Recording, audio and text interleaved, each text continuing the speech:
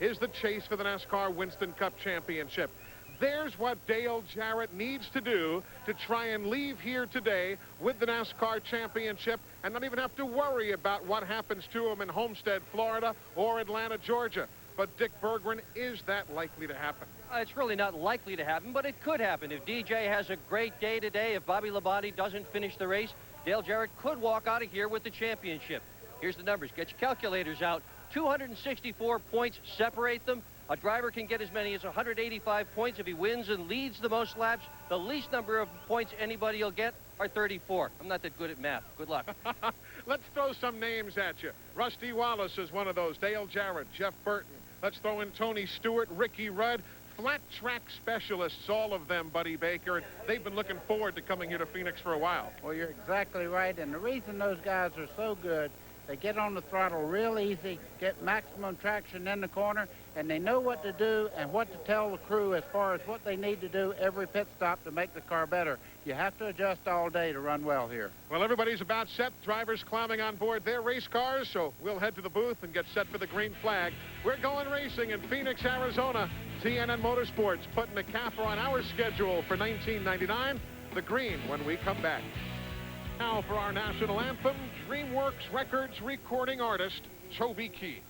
By the dawn's early light, what so proudly we hailed at the twilight's last gleaming, whose broad stripes and bright stars through the perilous fight, all the ramparts we watched were so gallantly streaming, and the rocket's red glare, the bombs bursting in air, gave proof through the night that our flag was still there. Oh, say does that star-spangled banner yet wave? Oh, the land of the free and the home of the brave. Toby Keith with our national anthem here as the flyby is conducted overhead, Phoenix International Raceway. Simply magnificent day. Let's go! Temperatures in the 80s. And there you see the battle that everybody's been talking about. The battle for the NASCAR Winston Cup Championship. 1 through 5. They have been situated that way for much of the time. But look, there are other battles going on as well. There are some more points scrambles that we'll be talking about throughout the course of our coverage today, so you'll be informed as to who's doing what. Now, time to go trackside for the Command to Fire Engines. Sonny Howard is the Chief Executive Officer of the Duralube Corporation. Man in charge of Duralube, Sonny Howard. Are you ready to rumble? Gentlemen, start your engine.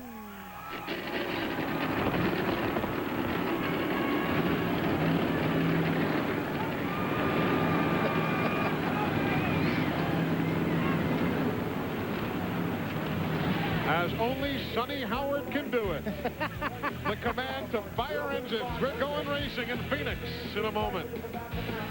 You see the numbers that tell you what Phoenix International Raceway is all about. And, buddy, look, the corners are of different banking and really different shape.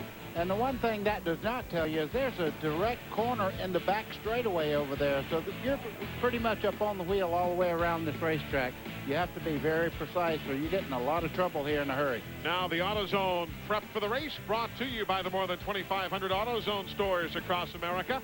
AutoZone, the best parts in auto parts.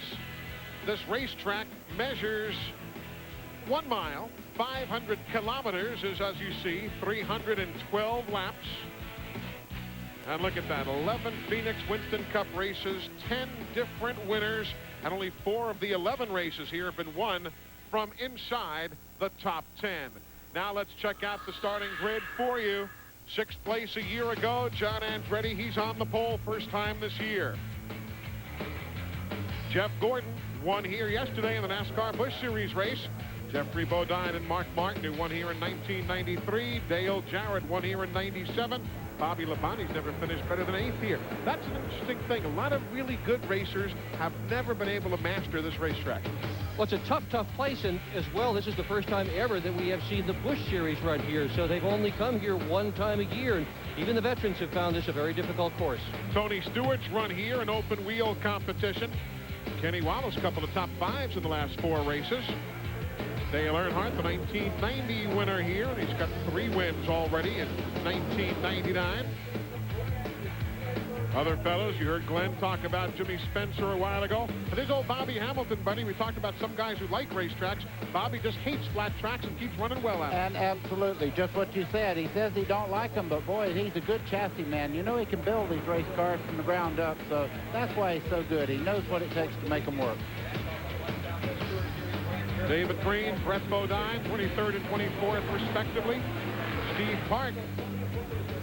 Well, he's picked up 14 points in the standings in the second half of the season, Park has. He's had a much better second half than the first half. Wait till he gets into year 2000. You're really going to see him shine. I hope Darrell gets another picture for next year. That Band-Aid across the nose, I don't know. It just takes something away from him. What do you think? I respectfully choose not to comment because he can come up here and beat me up. There you see Jerry Nadeau, new paint scheme for Jeremy Mayfield. You get a better look at it as our day continues. And the remainder of the field on through those who have gained entry into today's starting lineup by virtue of provisional starting spots. Michael Waltrip didn't qualify here a year ago. He's in on the provisional. Stacy Compton for the NASCAR Craftsman Truck Series. Moving into NASCAR Winston Cup, and there is Derek Cope. One driver failing to qualify, and that is Mike Wallace, who could not come up with the speed to make the starting field here at Phoenix International Raceway. We've got 8 different teams giving us a ride around the racetrack today. Robert Presley from 33rd starting spot. We've got Phil Elliott and the McDonald's team giving us a lift around. There they are on the back straightaway through that little dog leg Buddy was telling me about. Kenny Irwin. New paint scheme for the Texaco Hamilton Ford. We'll show you that a bit later on. The Exide machine. Jeff Burton, Tony Stewart will give us a look forward and backwards today. Bobby Labonte allowing us to peer in. Dale Jarrett, the point leader. And Mark Martin trying to chase him down as we get set to go racing. Glad you're tuned in here from Phoenix, Arizona on a beautiful day.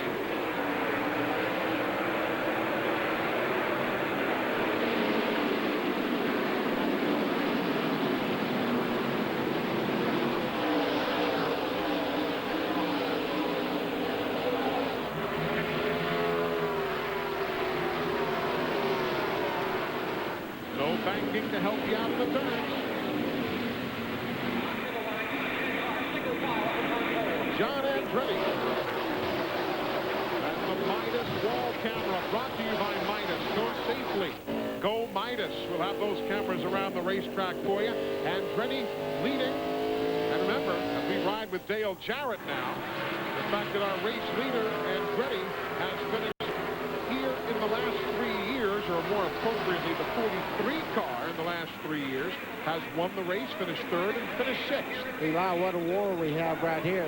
The 2 car there, of course, is Rusty Wallace. There goes the Dale Earnhardt going down in the corner. These guys right now are waiting on the air pressure to come up in the tires. They drop the air pressure for later when the tires get a little hotter. Of course, the air pressure goes up, and they'll start handling the way they want them to. Right now, they're waiting on that. The other thing they're going to wait for is their paycheck out of this event. $2.7 million in prize money, a record almost double what was paid here in '97, more than 5 times what the drivers earned when this place had its first Winston Cup race in 1988. And nearly as much as Dr. Dick Berggren makes on a per annum basis. Oh, he wishes.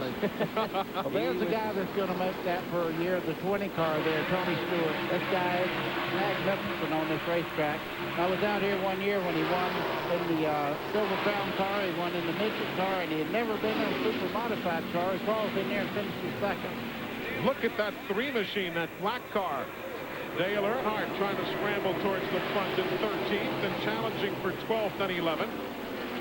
You're right, Tony Stewart is just that good to get into a race car. But what does that other stuff mean, Dick? I mean, the fact that he's in a 1,200 or 1,500-pound car here with all sorts of horsepower, what does that mean for a big stock car on the same track? Well, interestingly, usually they say it doesn't mean much of anything, but Tony says for this particular racetrack, for Phoenix, the balance issues are about the same.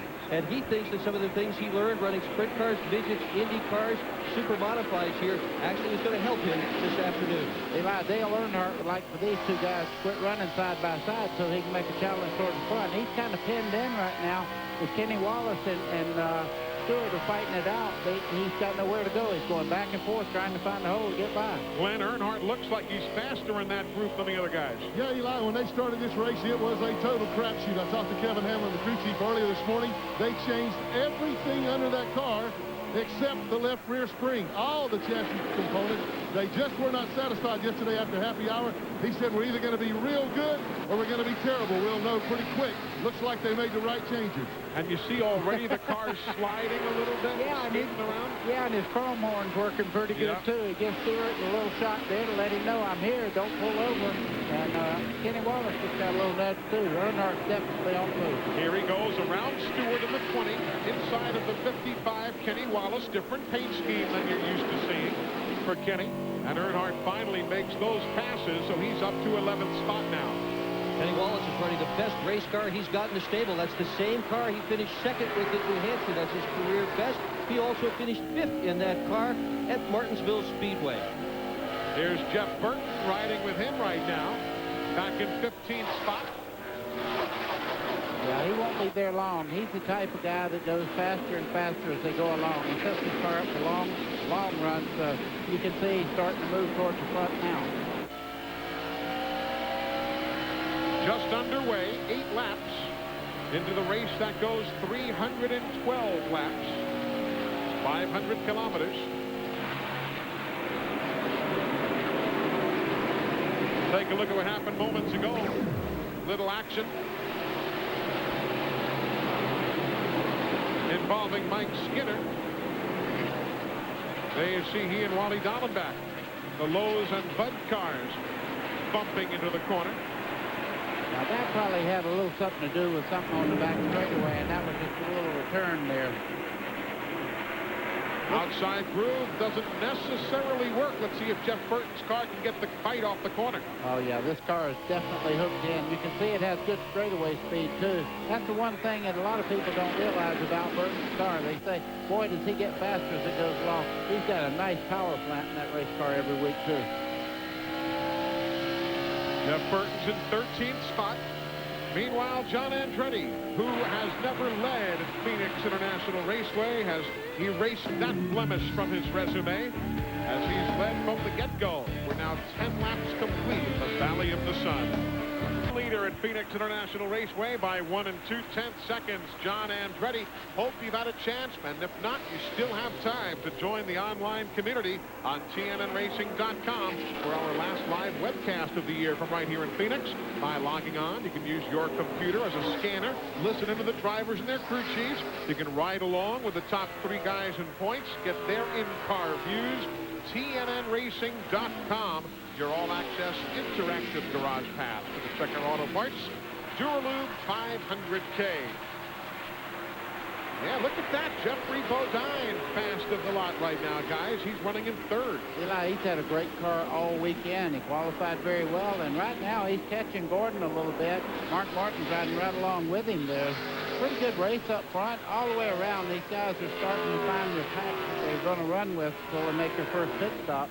I am impressed with Mark Martin. He's just riding right behind the front group there. kind of biding his time. Of course, Dick Mark has not been off the speed charts all weekend. He has been in the top 4 in every single practice session qualifying. He has been an absolute rocket here since they unloaded that race car. We expected Mark Martin to be a factor today, and he sure is early on. Jeffrey's having a great run of that number 60 car in front of him, though. That's the same car he finished 3rd at Martinsville in. The team is really pumped for this race. They know a great day is just around the corner. It may be today. And there you see the 88 starting to make some moves. Yeah, and he's following right along behind the guys chasing him in the points right now, Bobby Labonte. So he's kind of keeping an eye on his competition as they go along here. Again, you see the points. 371 of a lead would be enough to clinch here today. If Jarrett leads with a lead of 303 points, he would merely have to show up and start at Homestead, Florida next week, and Atlanta, Georgia in a couple weeks' time, and the championship would be his. Eli, that's like playing chess right now. He's got his competition right in sight. He's about 2 car lengths back, and he's kind of in a comfort zone right there. Ricky Rudd, on the other hand, desperately wants to keep his string of wins going, and he's running very well here. And so is Jeff Burton. But right now, Steve, you got to like the way Jarrett's just taking his time early. Eli, Buddy Baker was exactly right. In fact, we just heard Todd Parrott talking to Dale, and he said, be smooth, just be easy on the brakes. Dale is reporting that the car is just a little bit tight in the center of the corner, and otherwise the car is handling pretty well. You know, it's going to be very interesting, and granted, we're still early, only 21 laps in, but it'll be interesting on a slick track on a very warm day.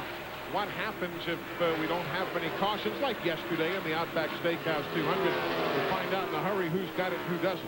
Yeah, we have not had a lot of cautions at this particular event the last 2 years. Right. We've just had 4 each. Overall, since 1988, we've averaged 6.45 cautions, which is exactly the number of cautions we've averaged for the entire 1999 Winston Cup season. So not many cautions recently, but this race does have a history of yellow flags flying. See that outside groove working still for Jeff Burton. Goes around Kyle Petty, as you saw moments ago. So Burton is now in 9th and has picked up 9 positions. Jeremy Mayfield on the move. Kevin LePage, Chad Little. Look at that. You had 3 Jack Roush cars in that graphic moving up to 8 or 9 positions respectively. You know, I think we're going to come down. If they keep going like you're going, the racing conditions are perfect right now. We have a little overcast over the racetrack, keeping the racing surface from getting too slick. And if they go like they're going and don't have a lot of caution, those guys will get great gas mileage, just like at Loudon. Those guys that can go that pit window, not going 90 miles, but going 100 laps here.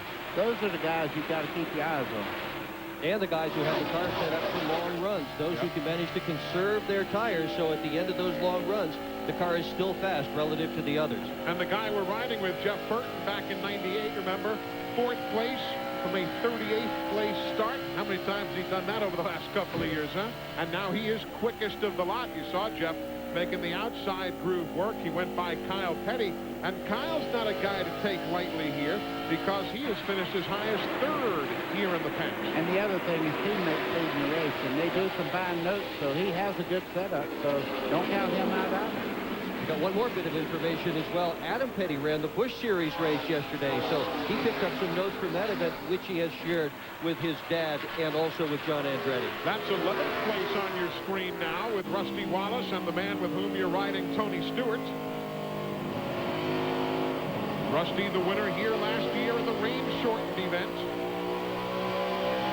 And he's another guy. We touched on him very briefly before as you see the battle for the 11th spot. But Rusty has won in New Hampshire, flat track. Milwaukee, flat track. The Miles Dirt in DuQuoin, Illinois, he was telling me he's won there, flat track. But here goes Stewart grabbing 11th spot away from Rusty. And we talked about these guys, and I think Tony Stewart is another guy. When you go to Loudon or here, any place that's a racetrack that's got this kind of corners on it, I tell you, he's always lightning fast, and for some reason he and his crew chiefs really have good notes, and the car runs well on these types of tracks. But nobody is doing it better than that man right now, the King's driver, John Andretti. Richard, the guy's up by 1 4/10 seconds. Here's the race leader, John Andretti, here at the Checker Auto Parts Duralube 500. Hope you got a chance to log on to TNN's home on the World Wide Web. CountryCountry.com. You know the slogan, your personal source for all things country. Indeed, that's the case. From race cars to country stars, connect to Country.com. Just 0.8 of a second. Just 0.8 of a second from that man back to the second place pursuer, Jeff Gordon. And interestingly, in the corner of late, Gordon has been taking a bit of a different groove than has the leader, Andretti. Well, that's the one thing I've noticed about Jeff Gordon. If he can't do it right around the bottom of the racetrack, he'll try it high anywhere the car is hooked up. Down in turns 1, watch him as he goes in right on the yellow line. Now watch him go way up the racetrack there, where Bodine's trying to run right against the yellow line, getting in the corner. And yesterday, if you were with us on the Busch Series race, remember that Jeff Gordon was set up for the longer runs, and now we're 34 laps in. That would qualify as a longer run, and hence he is quickest. Well, he better get going because Jeffrey Bodine is beginning to put a little heat on him, and the closer he gets, if Gordon has a pushing problem, which it looks like he might have right now, it's going to make it worse. As he gets closer, he makes him run up the racetrack, as we see right there. Jeffrey Bodine is fixing to put some heat on Jeff Gordon. That's the problem a lot of teams were worried about in the garage this morning, that the car would begin to push as the day wore on. And Gordon coming out in both turns, out in 4 and also out in 2, is pushing up.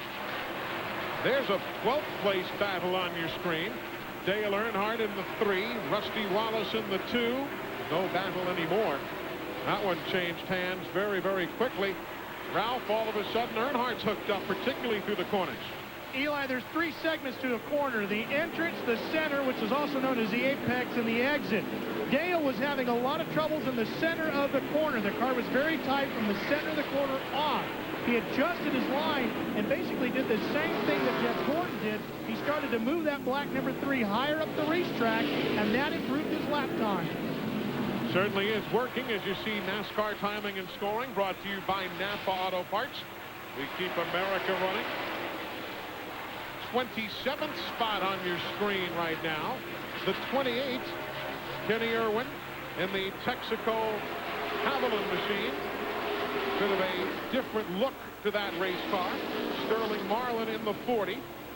That paint scheme riding with Kenny Irwin right now, kind of reminiscent of the old hot rod paint schemes from the 50s and the 60s. I don't know if you think the same. There you see it right there. A little combination of that fiery blend of the black and the red and the yellow. It's going to have some green on it in just a second. I'm watching Chad Little, and he's all over the quarter panel of the 28 car of Kenny Irwin.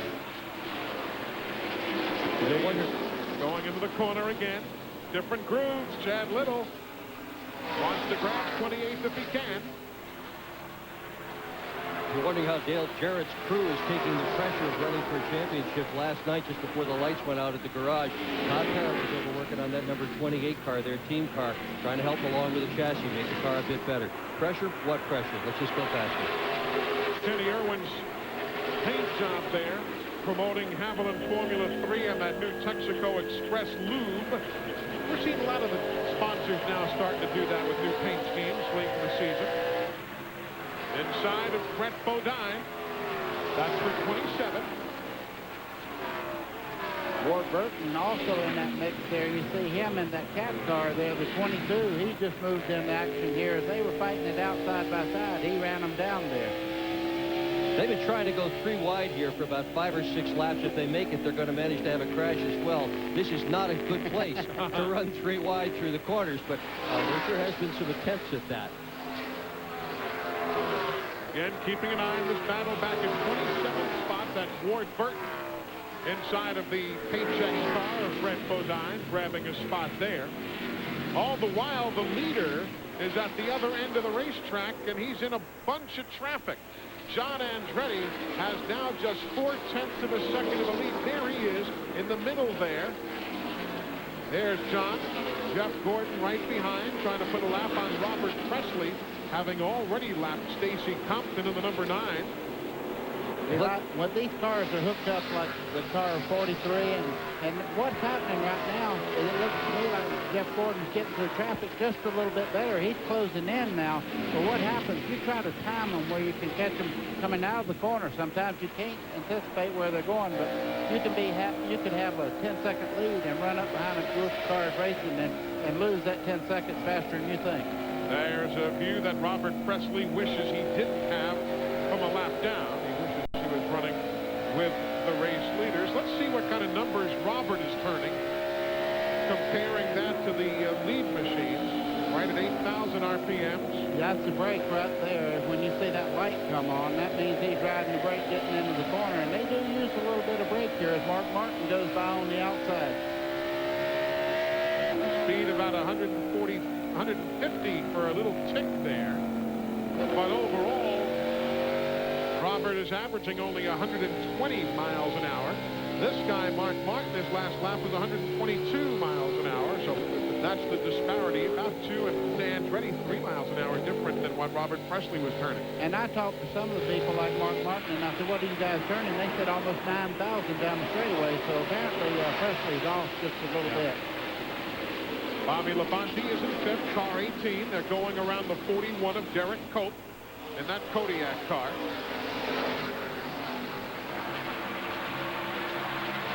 There you see the spread from 5th Labonte forward 1 2/10 seconds to the leader, John Andretti. Started from the Bud pole, and that's Robbie Loomis, Andretti's crew chief. We're coming right back. Welcome back. The leader is still John Andretti. Started from the pole, has led these first 50 laps. Nobody has touched him. Jeff Gordon got close. I have Jeff Burton on the mind because he is still the quickest car on the racetrack. As you see Andretti trying to put a lap on 38th place man Dave Marcus. There's the 99 right there. Jeff Burton trying to move inside of the Michael Waltrip machine. Michael's already a lap down in 40th in car number 7.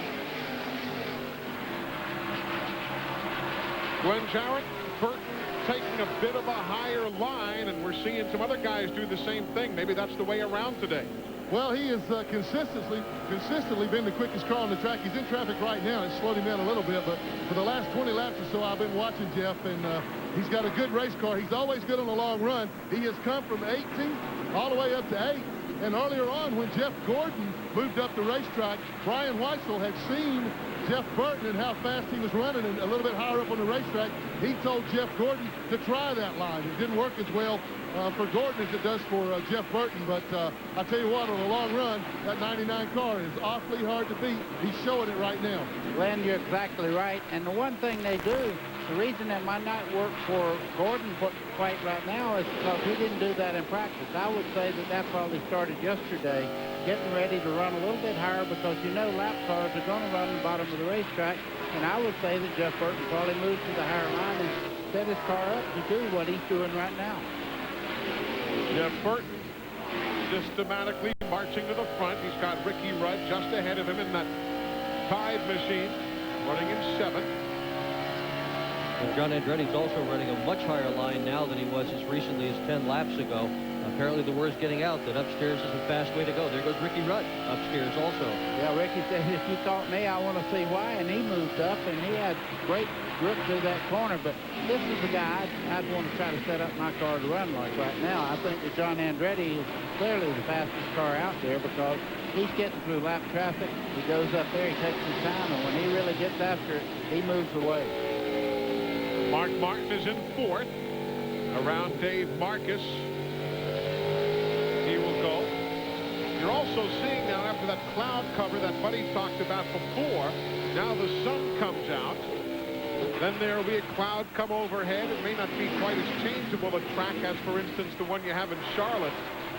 But it's a handful out here in the desert as you see everybody picking their way around traffic. Martin and Labonte, 4th and 5th, respectively.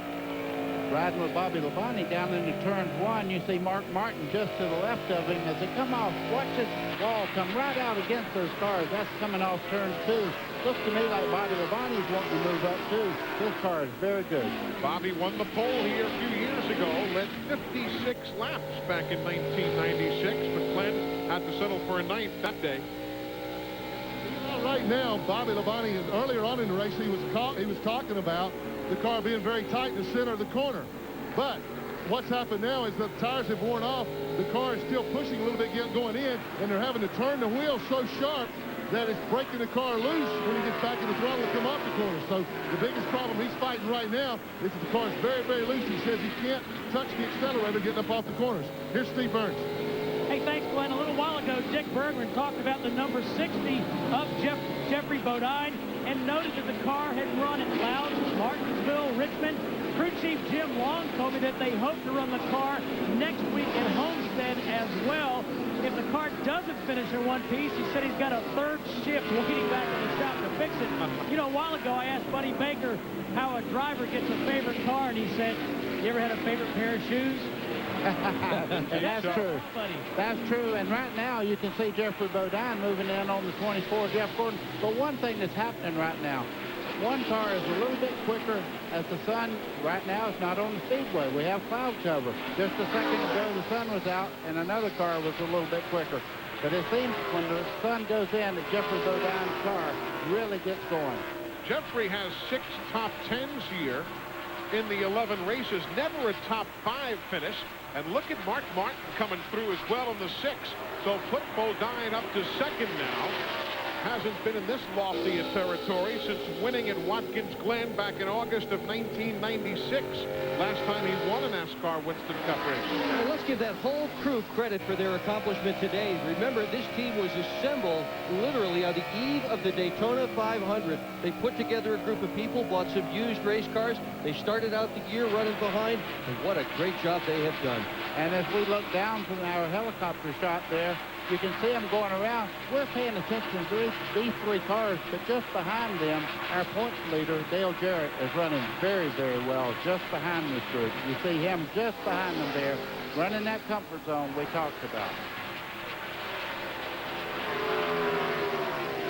There's Dale Jarrett, 2 8/10 seconds back. Still sitting in 6th. You know, we always talk about good flat track drivers, and there's not a person out there any better than Dale Jarrett on this type of racetrack. He has that able to wait and let the car work through the center part of the corner, and then when he gets back on it, he has that ability to keep from breaking the rear tires loose. He has a lot of patience when it comes to driving a race car, and that's why he's where he's at in the points right now. Riding with Tony Stewart. He's in 8th, just ahead of Jeff Burton, who's in 9th. Kyle Petty running 10th. Ralph, solid run for Tony. Oh, Eli, they're watching the clocks right now, and Tony said, are they backing up to us? He said they just got within 4 seconds. He said, I told you I wanted to slick up. He knows what he's talking about. Again, a guy who has run here in the past, Tony Stewart. Jeff Burton still right there as well. He is half a second behind the man just ahead of him. But all these guys are 5 seconds behind that man, John Andretti, as the STP colors are where folks are used to seeing it over the years. Out in front at a NASCAR Winston Cup race. Mile dirt track over at the fairgrounds. You could have found out that fact and many others at that computer address, NASCAR.com. NASCAR Online is your 24-hour NASCAR Garage Pass. We'll be online after the race today, taking some of your questions and talking about the running of this Checker Auto Parts Duraloop 500. Hope you can join us later today on NASCAR Online. And remember, folks, if you're looking to get that special Christmas gift for Buddy or for Dick or any of them. Remember NASCAR Thunder. It is the all-new and official store of NASCAR, locations all across the country now. Just call that number you see on the screen and find out where the store nearest to you is, and they'll be glad to help you out with any of your holiday gift shopping needs. NASCAR Thunder, the official store of NASCAR. We've seen Ricky Craven in. There is Johnny Benson in for service. Glenn Jarrett, as far as the leaders are concerned. We're at lap 70 now. What are we looking at for pit stops? Eli, we should see them anytime between the next 20 to 23 or 24 laps. Most of the crew chiefs told me this morning that they thought they could go about 95, but they wouldn't try it that far on the very first stop because of all the caution laps or pace laps that they ran before the race started. So somewhere between lap 85 and 95, you should see most of the guys come in. The only exception, Jeffrey Bodine. Jim Long told me that they could only go 79 to 80 laps. He's having a great run, but if he can't go any further than that, it may hurt him before the day's over. That's 5th place on your screen, coming right into your living room. Tony Stewart. Boy, I'm going to tell you what. That's the Pistol Pete of racing right now. I tell you, he's the hottest thing I've seen on a racetrack in a long time. Tony Stewart just went up there and passed 3 cars like they were backing up to him.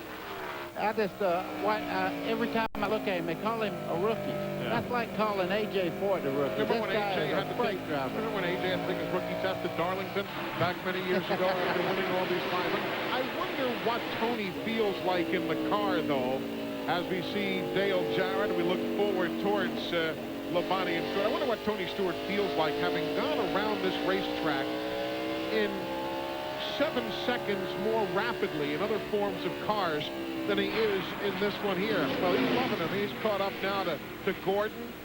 Just went by Gordon. You see what I'm talking about. When he gets on a roll, and let me tell you, 7 seconds with that much rubber on the ground, I guarantee he's driving harder right now. This car is not handling like those cars with about 6 or 7 inches more rubber per tire down on the racetrack. He said that Indy car that he would just lift going into the first turn the tiniest little bit. The rest of the way around here, he was wide open. You can't do that in a Winston Cup car. You've really got to finesse the car. There's a lot of steering wheel activity that was on, throttle activity, and even brake activity, buddy. He was going around here in 20 seconds in that car, 27 seconds in NASCAR Winston Cup. He looks like he's doing it now. Yeah. That's Mark Martin, one of the best drivers on this type of racetrack, and he just goes up there and goes right on by. Look at him in the corners here now. He's not on the Sunday Cruise. Said, thank you for letting me by there. Mark Martin, a very respectful driver. Like Mark had a lot of choice. But look at him in the corner. He made one turn there. His hands is still. My road car does not drive that good. Oh, wait a minute. I take that back. That's where he earns his money. Now he's thinking about talking to his crew there. Either that or he's reaching for the horn. And there's no horn. Inside of Kevin LePage, who is a lap down in 33rd spot in car number 16. Well, he said something very interesting today before we got into the race. He said he really got to credit Greg Zipadelli for getting this car set up so well that off the truck he's very confident. As a result, as they try to prepare the car for the race, Tony Stewart's not at all concerned about trying things, and by being able to try different spring and shock combinations, they are able, as a team, to come up with something that works as well as what we're watching now. If you're a Bill Elliott fan, we'll tell you he has made a pit stop at lap number 76, and there he is leaving the pit lane after service from the McDonald's drive-through crew. Eli, one guy that's really going backwards right now is Jeff Gordon. He's all the way back to ninth right now. He's really wrestling that race car, and I mean, when it went bad, it really went bad. He's really dropping back. Actually hasn't led a lap here since 1994. In NASCAR Winston Cup competition. His best Winston Cup finish here is a 4th place. Forbes had no trouble yesterday winning the NASCAR Busch Series event, but can't always equate one to the next. Well, and I'll tell you something about that yesterday. He had a great race car from start to end. I think right now he's struggling a little bit. That car is not hooking up the way he wants it to. Maybe they can adjust it, but right now, Jeff Gordon's in trouble. What do you think, all the talk about crew members leaving next year and all of that? Whether we agree or disagree, we're not to judge that, but what does that do to the cohesiveness of that racing family with 3 races to go? Just the talk of guys leaving. It's almost like a hunger pang.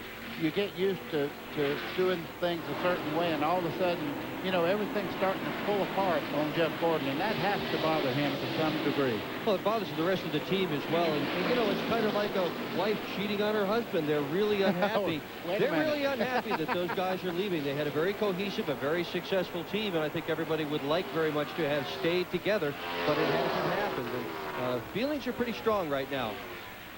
Right now, the leader working through traffic. You see John Andretti in the 43.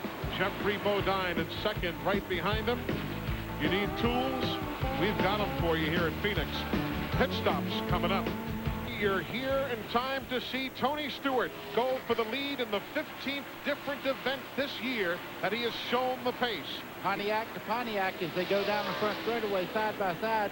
John Andretti does not want to give up the lead. Tony Stewart is so very good out of the corner. And kind of like Mark Martin before, who had no choice in the matter, the same for John Andretti, who will yield the lead at lap number 86. So Andretti leads 1 through 85. Lap number 86 will be Tony Stewart taking the top spot here at Phoenix International Raceway. We are seeing pit stops take place now. moments ago, how did Stewart get to even be within shouting distance of the lead?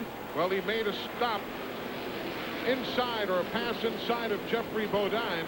Wow. I'm going to tell you, he was 5 miles an hour faster in the center part of the corner there than Jeffrey Bodine. And when you're right, you're right. In this car, they've got a great flat track setup. And Tony Stewart, like I said, one of the hottest drivers out there. And being young and ambitious as he is right now, he's writing a chapter in our sport that hadn't been written before. We thought Jeff Gordon was hot. This guy's just as hot as he was. And Ralph, it doesn't seem as though Tony's affected by sun or cloud cover. No, Eli, right now he doesn't at all. Craig Cipodelli giving signals out to Richard Childress. Let's find out about this car. Boy, Craig, the car seems great in the long runs. Is that what you had planned, and how did you get to that setup? Well, we were just kind of hoping that the sun would stay out and it would get pretty slick. Tony really likes this boy. He's got a really good car yesterday. Practice seemed to be pretty strong in the long runs. He kind of just doesn't back up. Glenn? Okay, Ralph, we just got word on the radio that Jeff Gordon has reported into Brian Weissel. He is out of fuel, so he should be coming down pit road just as quick as he can get there. But it's sputtering pretty bad right now. He says he's running out, so he will be in this lap. We're also hearing that the 20 is out of fuel, too, so they're trying to stretch him just a little too far. And this happens at lap number 90. You see the 43 Andretti and the 20 of Tony Stewart, handing the lead now over to Bobby Labonte, who has yet to make a stop. Steve? And Dale Jarrett just came in. Eli got 4 tires. They made a chassis adjustment to the left rear corner of the number 88 car. Mark Martin has got service as well back on the track. Glenn Jarrett? And Jeff Gordon was in a great pit stop, 17.2 seconds. And here's 43 in the pits right now also. Gordon had changed 4 tires, as will John Andretti. Robbie Loomis told me that the 43 car was pretty good, but they were going to try to tighten it up just a little bit. It got a little loose right at the end of that run. We've got the clock on them right now. They're around to the left side. The left side tires are off and going on. And John is down and away. Wow, super pit stop, 17.1. That means Steve Park is now the race leader because he has not yet made his stop in the Pennzoil machine. You see Dale Earnhardt in for service. Elliott Sadler coming in. There is the race leader, Steve Park, who is showing the way here. Only the 5th different race this year that he has led. And he'll be coming in right now. He's headed down pit road. There's Bobby Labonte. He's in for service. Ralph? Eli, they put on 4 tires and filled up Tony Stewart. They were ready to spray it into the carburetor, keep him going. They got him handled and got him back underway. The 18 car handing him to the pit stops as well. And as Glenn was talking about pit stops there and how great the John Andretti pit stop was, he's almost a full straightaway ahead of Tony Stewart now. All of these stops are under green. We have had no cautions yet today. That man, John Andretti, led the first 85 laps. Tony Stewart led the next 3. Then Bobby Labonte led a lap. Then Steve Park led a lap. And that's where we are right now as Park has come in to make his pit stop at lap number 91. So Dale Jarrett, now the race leader. We're here at lap number 92. And there is Jarrett picking up 5 bonus points for leading a lap here at Phoenix and stretching his lead atop the NASCAR Winston Cup Series standing. Now, Dale Jarrett is the race leader. Mark Martin is second. Third is John Andretti. Jeff Burton is running 4th, and Jeffrey Bodine 5th. Taking you a little further back, Ricky Rudd is 6th. Bobby Labonte 7th. Kyle Petty is running 8th. 9th is Tony Stewart. Jeff Gordon is 10th. And you'll see the full rundown up there on the upper left-hand corner of the screen, so you'll know where your favorites are after that round of green flag pit stops. Joining us in the booth, DreamWorks recording artist Toby Keith, who sang the national anthem here at Phoenix International Raceway today. Good to see you. How you doing? Boys, you're hectic up here. Yeah, a little bit. You walked into the middle of pit stops. Yes, sir. What is this your first visit to this racetrack? Yeah, and I've got businesses here in the Phoenix community, and I've never been out here when this was going on. That's pretty impressive. How's the new album doing? I know, How Do You Like Me Now hit the stores just the other day. Yeah, it hit Tuesday. We're really expecting it to do really well, and the single's really doing good, so I couldn't be more happy. It's album number 6. As long as they keep letting me make music, I'm cool. I guess you have, what, 6 #1 records over the years since 1993 when you debuted. That's consistency. That kind of number in this sport gets you a championship. Oh, does it? Well, we don't have championships in our business. We just have great fans and get to make great music. So if they let me keep doing that, then I'll be happy.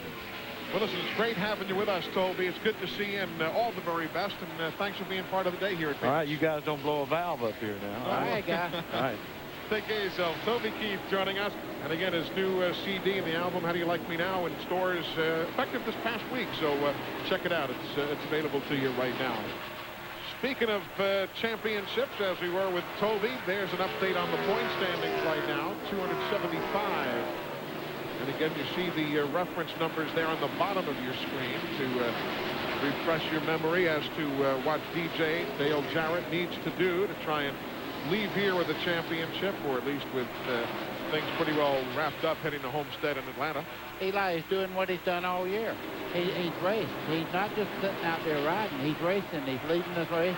And that's what he told everyone in the he had a press conference here the other day, and he said, I want my guys to really be nervous. I want them to enjoy the moment, because how many people get to run for the national title? He said, I want them to be excited, and we want to race. We want to win races. We don't want to ride and win. Yeah, and he repeated what he said at Rockingham as well. He said, the only way I'm going to be sure I don't lose any points is win the race. So that has been the strategy all along. Set up to win, drive the car to win. And right now, unbelievable. Dale Jarrett has just put Terry Labonte a lap down. Glenn, is all of that just talk, though? Have you noticed, as much time as you spend with your brother, you travel with him and so on, have you noticed the fact that he's the same, or is he getting a little edgier? No, he's been okay, Eli. He's really handling this well. I tell you what, the things that he told the crew are pretty much true for him. We're taking a look at Jeffrey Bodine right there with the number 60 car, continuing to monitor the great day that he's having right now. He started up in the top 3. He's still in 5th place. Lost a couple of spots on that pit stop. They didn't have a bad pit stop. The other guys just had one maybe just a little bit better, but made no changes to the car. Here's Ralph. Glenn, the 18 car was tight in the middle of the corner and loose coming off the corner, so they lowered the track bar, and they're trying to work on the forward bite of the car. And Eli, they hope to have that car sorted out now. All right, thanks a lot, Ralph. And I dare say there's plenty of time. Although you don't know, we're already 106 miles in. We've had not a single caution. So you never know. This race is just flying right by. But there's still time to tweak on those race cars. John Andretti has company now. Mark Martin must have made some air pressure adjustments on that car, because he has really picked it up. You see the 43 jump a little bit sideways as he got back in the throttle in the center of the corner. And Jeff Burton is right behind this butt. So this is starting to pick it up. You see Mark Martin able to stay right on the yellow line. He's going to make the pass on John Andretti. Riding with Jeff Burton. He's in 4th.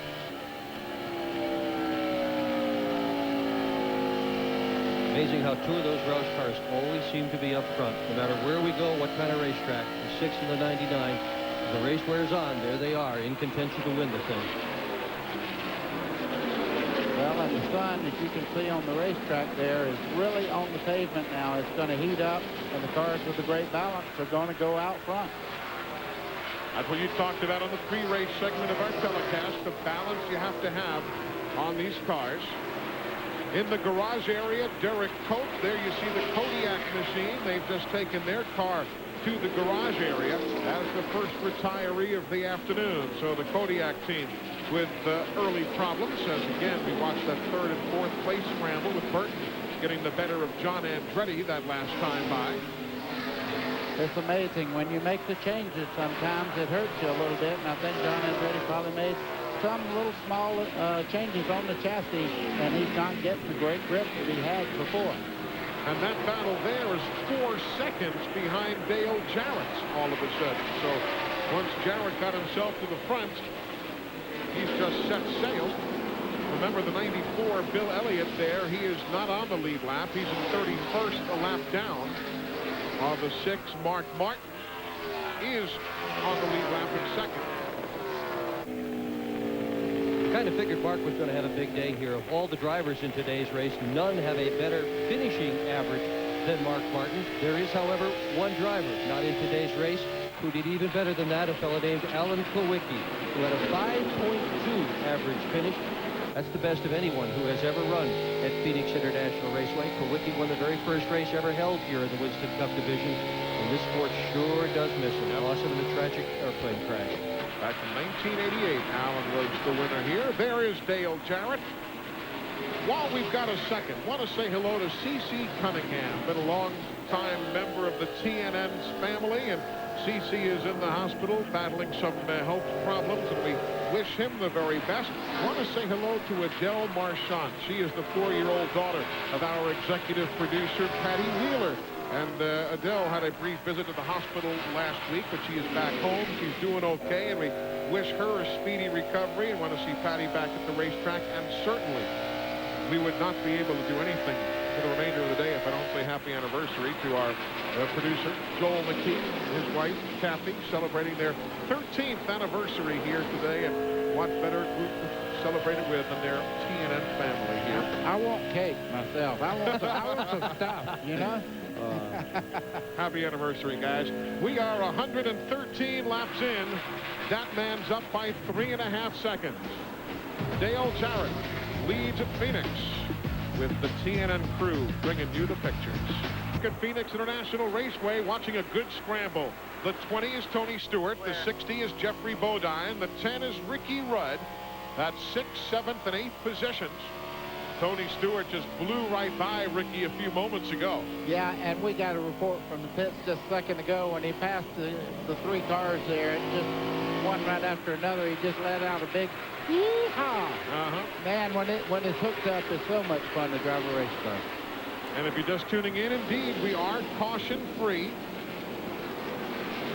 About a third of the way in, over a third of the way into the Checker Auto Parts Duralube 500K. Too bad we can't have more than one winner today. You know, you go around this racetrack and you look at all these guys. Wouldn't it be nice to see Jeffrey Bodine finally win one and get that off his back, and see Ricky Rudd have another one so he can keep his streak going, and John Andretti win today as well. Meanwhile, we told you Derek Cope, who finished trouble. Caution. Brett Bodine. Caution's out. Caution is out. Brett Bodine, who is running in 30th spot, tagging the wall, lap 120. Eli, it looks like the right front corner is down on that car. You see the sparks there where the tire's off. You see the right front flat there. He's just trying to get back, and he got into the wall pretty hard there. The right side's flat. He's had just no luck at all here. The very first race ever held at Phoenix, Brett crashed DNF. He was the first one out of this race last year. Now he's in the wall again. And we were about to say that Derek Cope, who finished second here 4 years ago, is watching all of this from the garage area. Steve, what's their problem? Eli, they've got the hood up. Donnie Disharoon and the guys trying to get the car ready. Derek, what's the situation here? Well, I think we've broken a rocker arm in the Kodiak Chevrolet. We were struggling early with the chassis. We got to change. The car worked pretty good, and then I lost a cylinder going down the back chute. So we're just trying to repair that and get back out. You hear the word from Derek Cope and the Kodiak team with their problems in the garage area. And Brett Bodine's crew looking over the Paychex Ford. And pit stops, the name of the game. You see the field staying on the track. Those on the lead lap electing to stop at lap number 122. That's what the lap count will be as they cross the stripe. Lap 122. The leaders are coming in. Well, there'll be a lot of changes made. Some of the cars that were not so fast with this long caution here, they ought to be able to make the adjustments and get their cars a lot better now. So we'll have some new heroes when we go back to green. Ralph, you start. Eli, they're taking right side tires right now on Dale Jarrett. They come around to work on the left side of this car. The 88's been running awfully strong right now. Everything nice and smooth with their pit stop. They sneak out. They're very pleased with their time. 16.6, Glenn. That's a solid stop. Yeah, it is. He just goes by John Andretti, and John Andretti had wow, we got about a 16.1 second stop down here for John Andretti, but Dale Jarrett still beat him out. Andretti's car had gotten loose on that set of tires. They made a chassis adjustment to the right rear, try to snug him up. So pit stops in the 16-second range for all of those lead machines. And again, the reason we're under caution, this problem for Brett Bodine. Okay, the tire's flat there. He has the tire. You can see he's trying to stay off the wall. He goes up and hits. That's about as easy as you can hit the wall here at Phoenix. He got it turned a little bit. He stayed off the brake where he kept the car flat instead of going in head first. So we are under caution for the first time in the Valley of the Sun. Mark Martin is the race leader by virtue of the speedy pit work by Jimmy Fennig and the crew. We continue in just a moment. On pit road, we've had some collisions as these teams are getting off the pit lane. Glenn, what have you found out in the Steve Park, Jeffrey Bodine get-together? Well, it was actually, now we just found out that it was the Jeffrey Bodine, Rusty Wallace, then Steve Park. They left pit row 3 wide. There just wasn't enough room. And when Jeffrey got into the side of the left front of Rusty Wallace, cut the valve stem right out of that brand new Goodyear tire. So the tire went flat, had some sheet metal damage, and Jeffrey had to bring the car back in. They think they have got the damage fixed. They're not. They don't think that it messed up the toe end. He had a great race car. We certainly hope not. We're going green. So the trifecta there, Jeffrey Bodine, Steve Park, Rusty Wallace, and we are back to work with the race leader being Mark Martin. If you're a Derek Cope fan, he's back on the racetrack 29 laps down. You heard the problems he detailed to Steve a few moments ago. Well, the guy that really had the great pit stop was Mark Martin. He came out in the lead there. Right now, though, he's trying to get by cars that are trying to make up a lap, and he's using a lot of time there. He's getting closed in on all the cars behind him there that want to take that lead away from him. That Midas wall camera brought to you by Midas. Go safely, go Midas. Just ahead of the leader, 75 Ted Musgrave. Getting back on the tail end of the lead lap. The yellow 26 car, Johnny Benson, is 2 laps down. But 75 is on the tail end of the lead lap, just ahead of Mark Martin. I bet these crew chiefs are going just nuts right now. The sun just went behind the cloud again. We're under a lot of shade. As one guy says, I want the car, you know, the sun on the racetrack because my car is really good. Now, look, it's almost dark out there. Yeah, they just adjusted the cars for sunshine, and now they got clouds. Jeffrey Bodine is back in 22nd now. Steve Park is 24th. Rusty Wallace is 25th, and the battle for the lead up front. And John Andretti, whatever they've done to that car, it looks really strong again. He was a little bit off pace before he made the stop. And Bobby Labonte now in the 18 also moving up. Jeff Burton just behind him in the 99. So there's a lot of guys going for the lead right now. Oh, close, really close. It is so nice to see a guy going for a championship with just 3 races to go with a hammer down the way Dale Jarrett is driving this race today. This is great stuff. NASCAR timing and scoring brought to you by MCI OnNet. From MCI WorldCom, your one connection to the world. Eli, we got all the recipe for a great race right now. You see Mark Martin getting passed there by John Andretti. But Tony Stewart right behind this group right now, and look at that car work on the bottom of the racetrack as he gets under Jeff Burton as they head down the front straightaway. Let's check in on the John Andretti pit crew. Well, guys, when I was covering the pit stop, I think I told you, maybe I didn't because there was so much going on down here. But anyway, that last set of tires for John Andretti had made the car really, really loose. So when they brought him in there, Robbie Lewis had him put a round of bite in the right rear car, and it really seems to have fixed the problem. So the car had just gotten a little loose and snugged it up, and he's good to go again. A round of bite, buddy, means what for the folks who are new to NASCAR? Well, it's actually weight down on the left rear to give it more forward bite and to really tighten the car up, keep the back end from coming out. Apparently, he was having a little bit of a loose problem, and they put a little more weight on the left rear so it gets more traction and kind of pushes that right front out a little.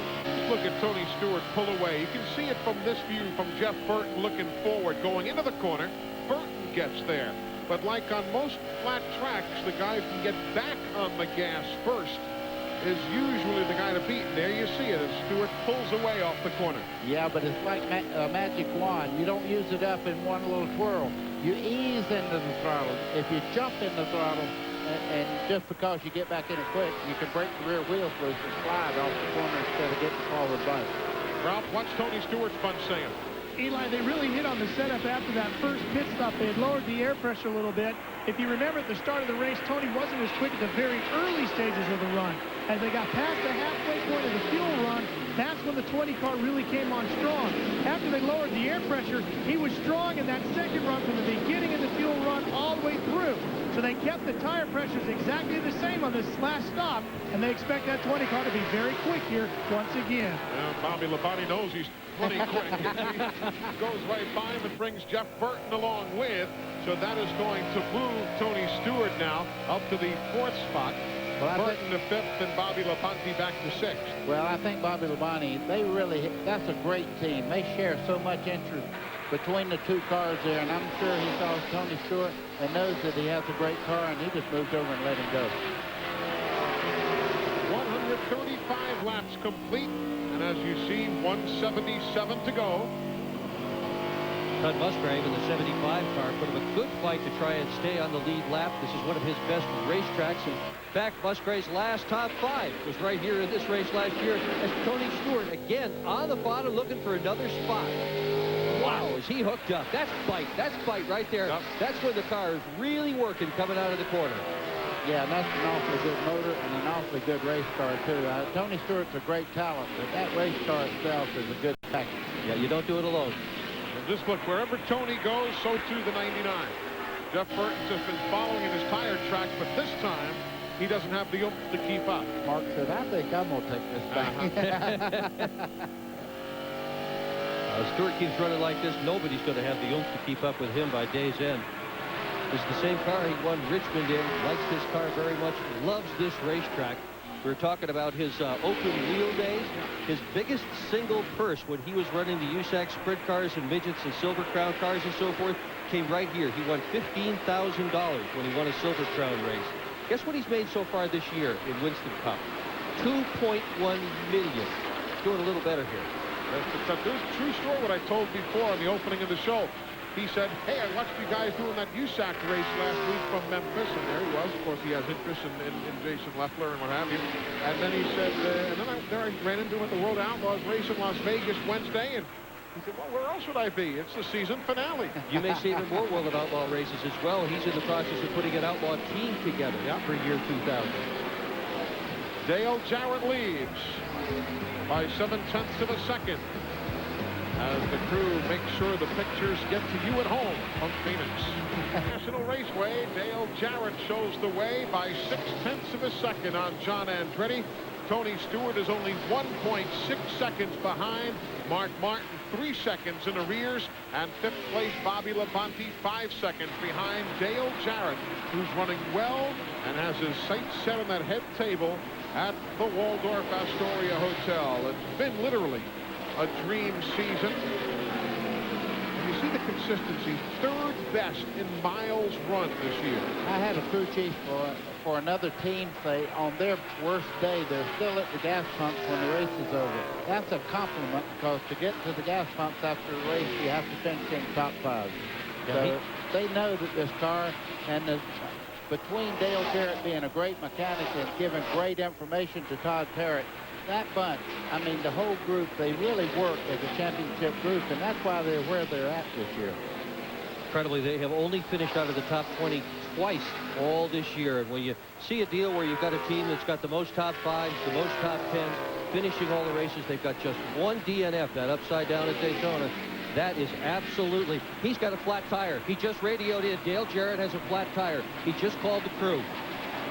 Well, let's see what happens. He is still running, but obviously Andretti closing in from the rear flank. Eli, he's got a right front going down on that car. I could see it right then. He's losing air. He's trying to go around and make it back to the pits right now, but the car is lifting just a little bit on the right side there. This is lap number 148. Those leaders who have just swapped around, and now can he get to the pit lane with Stewart there to his inside? Not going to be able to do it, so Dale Jarrett will stay on the racetrack. So Jarrett loses the lead at lap 149. Oh boy, you see the car trying to go up the hill there. He just said, definitely, I'm coming in this time. They're going to be ready for him. Todd Parrott said, sit tight, sit tight. Fighting the wheel a little bit more, turning it just a tick more. He's got Here to he comes in now. He's going to make the entrance to the pit lane. Steve, unscheduled stop at lap 150. Eli, we heard that Dale may just take 2 tires on this stop so as not to lose as much track position. The crew is poised on the wall. Brad Parrott will change the rear tires. We'll take a look and see. Dale Jarrett slides into his pit stall now. They go to the right side of the number 88 of Dale Jarrett. And it looks, in fact, like they will change just right side tires on Dale Jarrett's car. Boy, that right front looked like it was Boy, up. it did to me, too. Yeah, when he come down pit road there, I tried to see it flat. Well, I've been listening to him. I've been eavesdropping on that car for about the last 4 or 5 minutes, and Dale just came on the radio. Boom! I've got a flat tire. And just before he came into the pits, he guessed it was the right front. But you know, with these radios, it's awfully difficult to tell which tire, in fact, is flat. So hopefully for this team and their fans, they've got the right tire. You see the crews on hand, the photographers from NASCAR Winston Cup scene. Okay, I seen him put a little circle around like there might have been a pinhole in that thing, and it was just leaking down a little bit. But what that does do is send Jarrett a lap down into 26th position. A costly stop at lap 150. That's why you never know in this business. That's why we run these races. Now with the new tires, you see Dale Jarrett coming back, and he will certainly get back on the lead lap because with much fresher tires, he'll zip right on by. But Steve, that tire stop was a 70-point tire stop for Dale Jarrett. He was running in 5th. When he came out, he was in 26th. There's a 70-point differential between those 2 positions. Yeah, Eli, big story down here. I can feel the air coming out of this cut. Now, Brad Parrott, who's one of the tire specialists, took this pop top off a soda can and put it right in the slit. Now, he said somebody off another team saw Dale Jarrett run over a beer can on the front stretch. So, again, he put this in here, and it sure does match. Wow, that's tough, I'm telling you. Interesting. We have a new leader, by the way, Tony Stewart, and this might be ugly because that car is working so well. I look for him to pull away. But you see that when Eli was talking about new tires and what it does, that means that the tire itself is cooler. It gets better traction on the racetrack, and he's moving away from a guy that has a great race car now. In about 10 laps, they'll equalize out because he'll get his tires to the temperature that Tony Stewart has on his car right now. Tony has led more laps than any driver in the second half of the season. 818 of them before today. Time now, though, for our AutoZone Tech Fact, brought to you by the more than 2,500 AutoZone stores across America. AutoZone, the best parts in auto parts. Here's Glenn. Well, thanks, Eli. Tires are indeed the story here. You know, I told you a while ago, we got a brief glimpse of Jeffrey Bodine when I said it knocked the valve stem out of that tire. Let's take a look at this right here. Phoenix is one of the few racetracks on the circuit that they do not run the inner liner. So this is the valve for the outer liner normally when they have both. But since they don't run the inner liner and outer liner here, they only use one valve stem. So they use the one for the inner liner normally, so it's harder to knock off. The contact between Jeffrey Bodine and Rusty Wallace was so great that it actually clipped this little nut that seals that hole off where the valve stem, where the outer liner normally is. So that's one reason, or that is the reason that Jeffrey Bodine's tire went flat. It clipped that little seal off right there. And also when we saw Dale Jarrett have his problem going into 1, you saw how it ran up the racetrack. There was no inner liner. There was no inner liner in there to help hold that car up. That is the AutoZone Tech Fact. As you see, Tony Stewart putting another lap on Robert Presley, and that is a fact. Nobody able to keep up with Tony Stewart right now. 124.6 miles an hour, his speed on the last lap. Next closest, 124.3 for Mark Martin. So Tony's pulling away. Just joining us, only one caution. It was at lap 120 when Brett Bodine just went up the limited banking and nudged the wall. Nothing significant in the fact that Brett was able to continue after a pit stop. Otherwise, only one of the cars been in the garage. Derek Cope had some problems. They fixed it after 29 laps behind the wall, and he is back out on the racetrack. You know, after all the racing Tony Stewart has done here, after all the success, 2 wins in midgets, 2nd in the super modified, 2nd in the IRL car, winning the Silver Crown car, I asked him which of all the races he has enjoyed the most, which of all the cars. And he said the Silver Crown. I asked him why. He said, because I always qualify lousy. and I get to watch the race this way. The lead comes to me. He gets to watch the whole thing play out. It's the best seat in the house. Well, he's having a great seat in the house today because there's so many cars on this racetrack. He is constantly passing other people.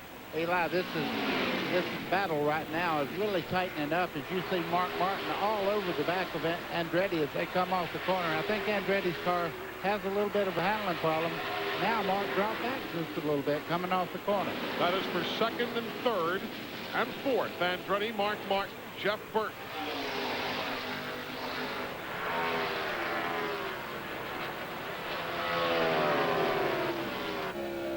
Riding with Robert Presley right here, looking forward to the Jeff Burton machine. Again, Robert Presley having been lapped 3 times today. He's running in 41st spot. You know, riding with Robert Presley, like to say hi to his dad, Bob, longtime racer. Dad is back home struggling with both blood and bone cancer. He's had 6 chemos since Vegas. Doing better. Like to hear that. Love to see you back at the races soon, Robert. Talk about a great short track. He was good. Tenacious and tough. When that red number 4 showed up, he meant business. And I tell you what, many people have wished that they could run short tracks like this guy could. That must have been a great feeling driving through the gate. And you've done it at the big tracks, buddy, when you pulled through Daytona or Talladega, and folks would point and say, that's the guy to beat. That's what it was like for Bob Presley, too. It ain't bad, I can tell you that. This Second guy right place here. right there. Swap it around for Mark Martin. He's up to second ahead of Andretti and Jeff Burton. Jeff Burton will just turn right under Andretti. Right now, Andretti's car is not getting the grip that he was getting earlier on. It'll be just another lap or so. You'd think before Burton makes the pass off the corner. Jeff still getting a good grip off the turn right there. Same thing at the other end of the speedway. Well, what he has now is a great run down the back straightaway. This is that little turn in the back straightaway that I was talking about. You see Andretti just roll out the throttle. But Bobby Labonte's now closing in. When things go bad on your race car, you don't have time to relax and get yourself back under control. Everybody's trying to pick on him right now because he's not handling well. What a crowd they have here today, Eli. It's unbelievable. They've added new seats, and they are full to capacity. The leader is Tony Stewart, car number 20. Donnie Benson alongside of him, running in 38th position. He's a couple of laps down. As the audio crew make sure you get the sounds of NASCAR from Phoenix. Where is Dale Jarrett? Remember, he's on the lead lap. There he is, still a good lead distance back, but if he can find a caution flag here sometimes, he'll be able to pull right around, be very much back in the hunt as he goes around Ricky Craven. And on the speed charge, remember, with those new Goodyear Eagles, that's the big factor here. But Jarrett obviously still quickest of the lot with the new tires. Yeah, he's awfully good. You see him just knifing through there. And he's been on these tires now long enough that they're giving up some. He's got a good race car. He's also been here before. Remember Martinsville a few weeks ago. He had a flat tire, lost a couple of laps, managed to make it back up again, wound up finishing the race in 10th spot. These guys don't quit. Don't give up on Dale Jarrett yet. He is on the lead lap right now. Wouldn't take much for him to get right back in the thick of it for the win. Now again, from Dale back to the leader, there is number 20, Tony Stewart, putting a lap on Rusty Wallace, number 26 position. He's in car number 2. Well, Rusty's having a real problem right now. Glenn Jarrett just told us over on the last break that Rusty knocked the toe end out on that car, and he's really fighting it to keep it under control right now. The car is not up to full throttle. Let's go to Glenn for a quick update. Yeah, buddy, just to carry that a little further, I just talked to Robin Pemberton, Rusty's crew chief, and he said that it knocked both the right front and the left front in on the car. Now, if it had knocked them out a little bit, it wouldn't have been quite as bad if it towed them out too much. But it towed the things way, way in, and Rusty has got a double handful right now. Yeah, it's tough. No banking to help you out either. Meanwhile, got to tip our hats to that guy. Chad Little started in 39th position, and moments ago he went by Dale Earnhardt. He went by Bobby Hamilton. He's up to 10th now. Hasn't finished better than 19th at this racetrack. And that was way back in 1988. So Chad Little en route right now to his very best Phoenix performance. Let me tell you something. Make no mistake about it. This kid can drive a race car. I watched him when he was running Busch Grand National when he and Mark Ripien had that race car. They won everything. He won a lot of races, and I tell you, he knows what he's doing out there. This team is getting stronger and stronger every week. It would be his 4th top 10 finish in 1999 for the John Deere team. If Chad can stay where he is or improve, he's running in 10th, but certainly deserving of a nice call here today. He finds himself 13 seconds behind the race leader, but nevertheless in the top 10. Watch this, a lap ago. Johnny Benson and Dave Marcus. Let's take you back about a half minute. Ow! Yeah. Old age and treachery. Wow. Well, that was almost a wham yow. Well, he finally got nudged. I know Dave Marcus, and he wouldn't do that without a nudge before that. And there is smoke coming out and caution on the speedway. Sterling Marlin has smoke out of his car, and there he comes to the attention of the crew under caution. Lap 181. The sound you hear in the background is Dale Jarrett yelling thank you, because he now comes all the way around. He's back in the hunt again as we're under caution for Sterling Marlin's problems at lap number 181. Boy, Rusty almost got his lap back. He got right up to the back of the 20 car there, but it couldn't quite make it by to get that lap back. So only the second caution flag of the afternoon, and it has gotten Dale Jarrett very much back into the mix. So Tony Stewart is the race leader. The leaders had stopped at lap 122, so we are 60 laps into the run. So obviously everybody's going to come in. Yeah, this is feeding time at the zoo here. You got to have the tires, you got to have the fuel. You also have to make the adjustments because the racetrack consistently changes. Ralph, here comes Tony. 4,400 RPMs in second gear, Eli. Now, he's been talking about the car needs to roll a little bit better to the center of the corner. They've been really trying to get him, as Greg Zipadelli, the crew chief, says, float the car into the corner. And he wants to really clean the windshield good. He was having a little trouble seeing. They're going to make a slight air pressure adjustment, and that's all they're planning on doing to this number 20.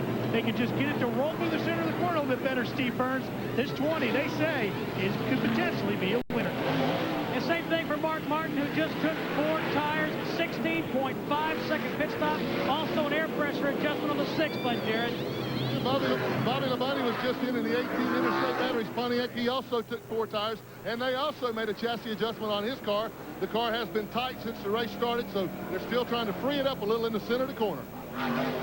Well, Tony Stewart's bunch did the job for him. He was first off the pit lane of those who have made their stops.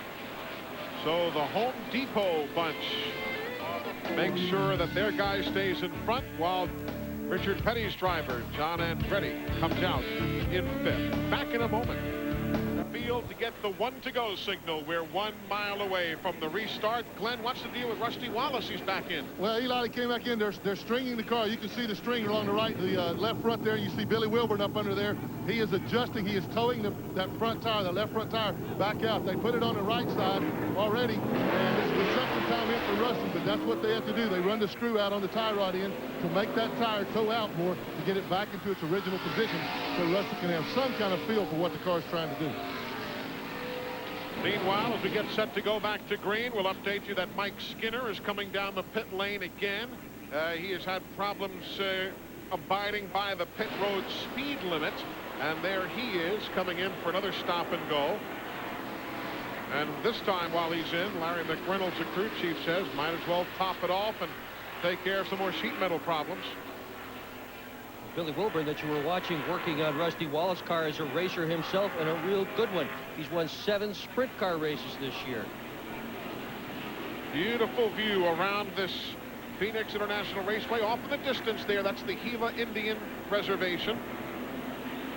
And that famous hillside there between turns 3 and 4 where thousands of fans sit, some of the best viewing at Phoenix. Going green. Lap 188 up 312.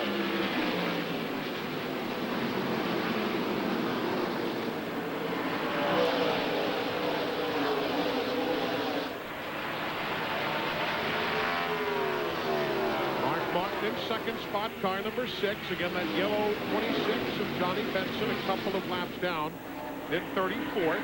Then you've got Jeff Burton, the 99. He's running third.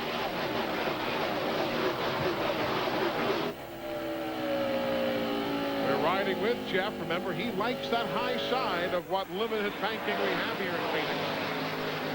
You know, there's 3 Pontiacs in the top 5 right now. Isn't that something? It's a good racetrack for Pontiac. They've got a lot of downforce, and that helps at this racetrack, no doubt about it. These 9 and 11 degree corners that are here, the different configuration of each of these turns, that helps a ton. You're riding with a pretty good car also. You're riding with Mark Martin down the front straightaway. One good thing about today, with the shade that they have and the sun not directly in their eyes, you don't have the problem getting into turn 1 where the sun absolutely blinds the guys later on in the day. Talk about those Pontiacs. Pretty good manufacturers championship going on still this year. Ford with 213 points and 13 wins. Chevy with 198 points and 12 wins. And Pontiac with 178 points and 6 wins. So a very, very competitive manufacturers championship. Yeah, and John Andretti just went by Bobby Labonte like he was stopped going down into the turns just now, so they have that car balanced out pretty good. And Ricky Rudd, great run today in the 10 car. There you see the Phoenix back talking about that Pontiac victory. Strong as Tony Stewart is here, we could see another. Ricky Rudd's crew chief, Michael McSwain, getting married right after Thanksgiving. Also right after Thanksgiving, a big garage sale, one of the biggest in history. Ricky Rudd is going to auction off all his equipment. 18 cars are involved in that auction, plus a whole lot of machine tools and general equipment. Rudd's shutting down, going to go drive for Robert Yates next year. This car, this number 10, has a Yates engine under the hood for today. Lots of power there. Yeah, and you can tell it. He's running along. He's been in top 10 all day today, and he's in 6th right now, and he's looking to take over 5th if he possibly can.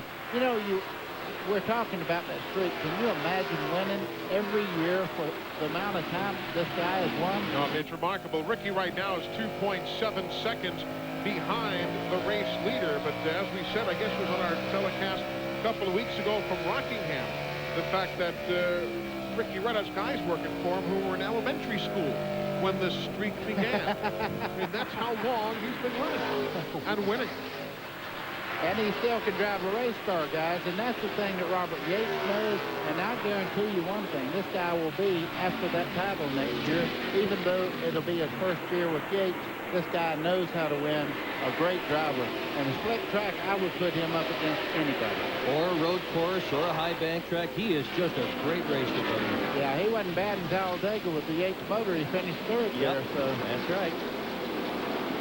So that's the saga of Ricky Rudd trying to extend his streak for another year on to 17 in a row. But there is Mike Skinner, who with that penalty for the stop and go of earlier for excessive speed on the pit lane is now still on the lead lap, but running back in 24th spot. And that's the chance for us to bring you an update from pit road, and Lowe's knows. So does Ralph. Well, Eli, Larry McReynolds probably knows more than I do about how this 31 is running. Larry, how is this car running today? Well, I don't know. We've kind of struggled here all weekend. We got a decent qualifying run in on Friday, and we just keep making major wholesale adjustments on the car. We knocked the right front fender in a while ago, and that's the reason we come back in trying to patch that hole. But I don't know. We're missing something here at Phoenix, and it seems like we're missing it kind of with both cars. And maybe if one of us can figure it out, we can fix it for the next trip here. Don't forget, Eli, Mike Skinner won here in the first ever NASCAR Craftsman Truck Series race. That's what's happening in the pit area of the Lowe's team. Skinner right now in 24th, as we mentioned, a lap down. Meanwhile, Sterling Marlin brought out that second caution flag of the day back on lap 181. I believe Steve Burns has caught up with him. Eli, I saw Sterling's number 40 trailing smoke.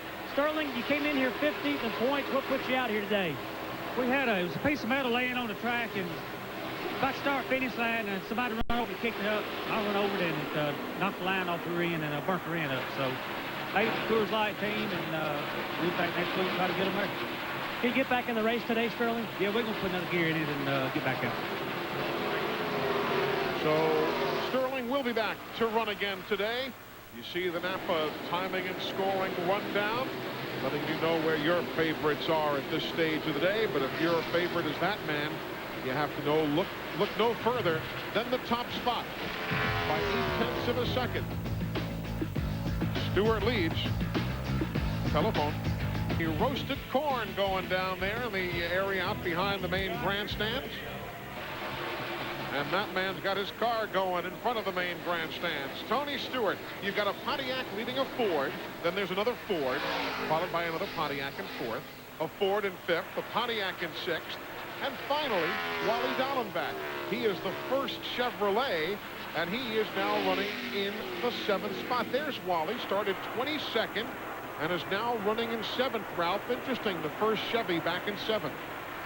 Eli, one other thing about the 25 is we've just gotten word that they think they can go the rest of the way. So I don't know if that's true or not, but they're feeling fairly confident, but I don't see how that can possibly be. He pitted on lap 182. This is a 1-mile racetrack. The race is 312. So what is that? 130 miles worth, 140 miles worth? If he does that, if he does that, he'll miss the Homestead race. He'll still be here tearing the car apart.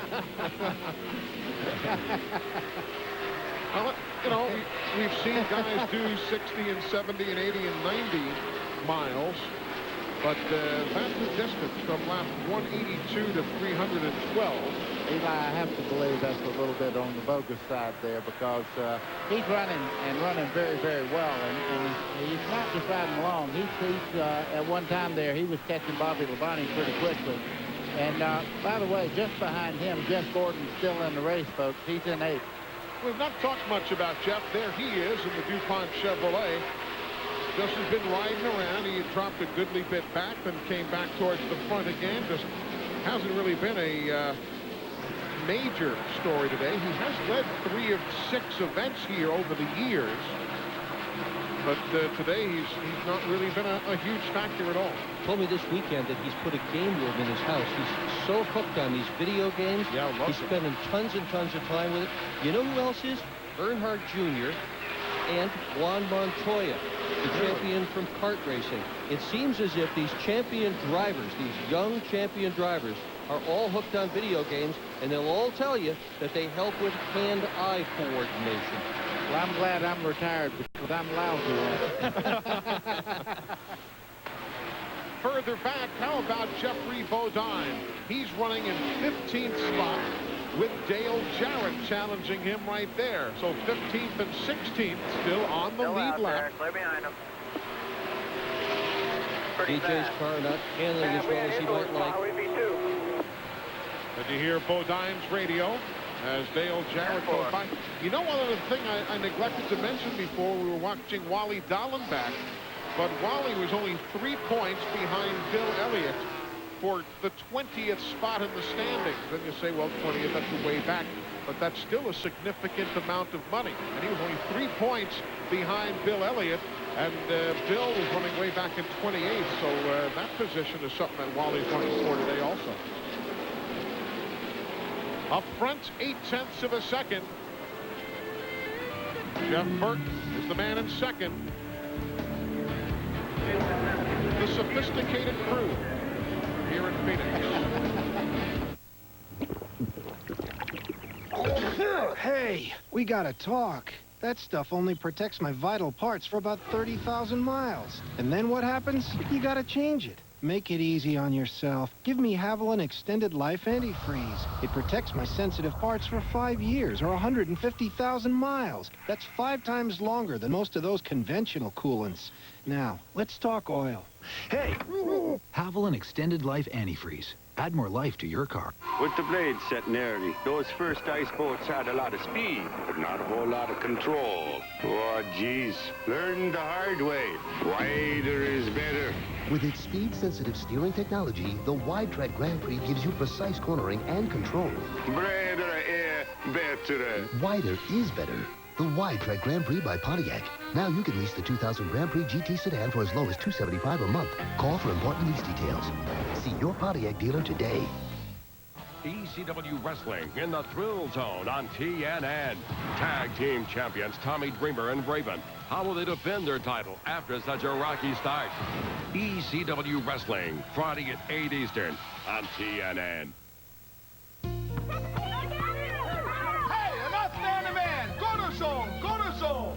High hands. Hey, Coach Majerus, can't wait for the season to begin? Tune to Channel 260 and get ESPN Full Court. Order right now and pay just $89 or 2 payments of $44.50. You backdoor, you post up, you stop eating dirt. You make the call. Tune to Channel 216. Order ESPN Full Court today. And remember, guys, you can't coach size. You want to watch a hit movie on DirecTV, but your day's so busy you think it's not for me. You gotta drop the kids and your dog needs a walker when the really good parts come. That's when Mama calls to talk. But just look for the all-day ticket, pay once. And when you're ready, you can pick it all day till 6 a.m. Eastern. So when you're watching the show and you really gotta go, just get all-day ticket. And when you're ready, you can pick it. You want a fresh one? Know what I'm saying? All-day ticket.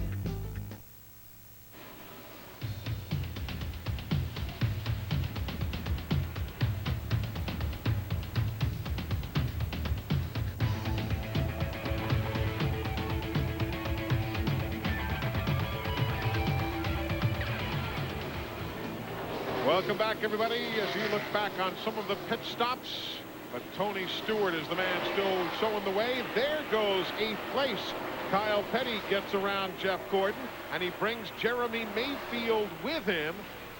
So Jeremy and Kyle moving around Jeff Gordon right there. Kyle finished 3rd here in 93, so the fact that he's running this well probably shouldn't surprise us. And don't fix your set there. There's nothing wrong with your set. That's a new paint job on Jeremy Mayfield's car. It's black and silver, as you can well see there. Right. And just behind them, the man in black himself has moved into the fight here, Dale Earnhardt.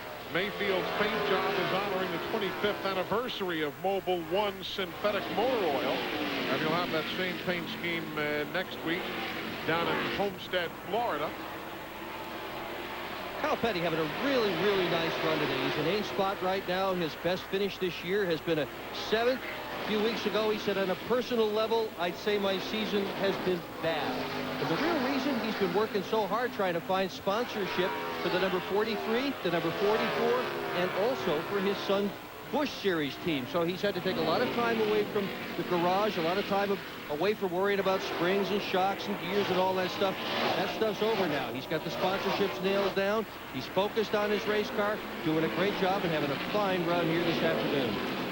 Well, he better get on the wheel because he's got company. Jeremy Mayfield moves right in on the quarter panel there. These guys are going at it, and you see Earnhardt. He's also right there. And then behind Earnhardt a couple of spots, you've got Jarrett up to 13th. So things are starting to heat up again as you see Jarrett. Remember, went a lap down, had that unscheduled stop, got his lap back, and now he's back up to 13th spot. He was the beneficiary of that caution flag when Sterling had problems back at lap 181. Eli, that's the benefit of having a great race car, is to be able to unlap yourself and wait on that caution to come out. If it was a mediocre car, he wouldn't be in the lead lap right now.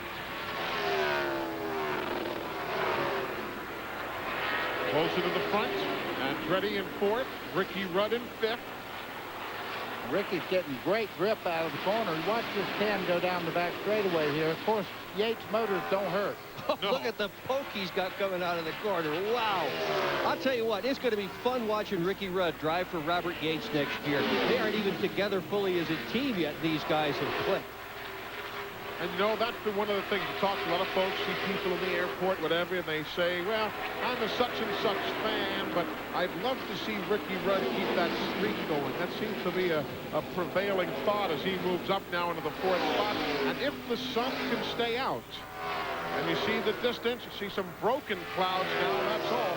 If the sun can stay out and this track heats up, that's tailor-made for Ricky.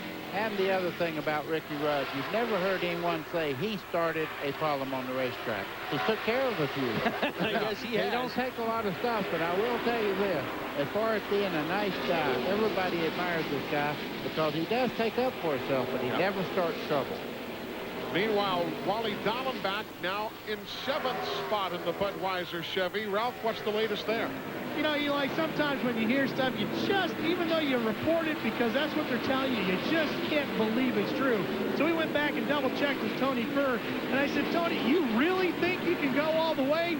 He kind of snickered a little bit. He said, well, yeah, I can go all the way if I get one more stop in. Hey, gets one more tank of fuel, he'd go all the way to Albuquerque. I mean, it's, yeah, they'll have to make one more stop. 130 miles is what they were looking at doing without the benefit of another pit stop, and that is just well outside the window of opportunity. 88 laps to go. The leader about to put a lap on Kenny Irwin. He is the 24th place runner in car number 28, and down he will go for a lap. All right. Getting another look at the crew that brings you racing on TNN. Wrenchhead.com is the ultimate online automotive superstore, the only site you need for all of your automotive repair, maintenance, and performance parts. Why not visit them today at www.wrenchhead.com. Don't do it. No, I called you Wrenchhead last time. As great as this guy is running Tony Stewart, there's a guy just behind him back there, Mark Martin, who has turned it up a notch too. He's running in second, and his lap times are right there with Stewart. He dropped back a little bit, got by Burton. Now he really has turned it up another notch. This guy is still in this race by. I would never count out Mark Martin as long as the wheels turning. Do you think people really appreciate, as you see some of the numbers, Kyle the quickest? Now, buddy, you talk to folks around your home in the Carolinas, and Dick, you up in Massachusetts. I speak to a lot of folks in Alabama where I live. Do you get a sense that folks really understand what Tony Stewart has done this year?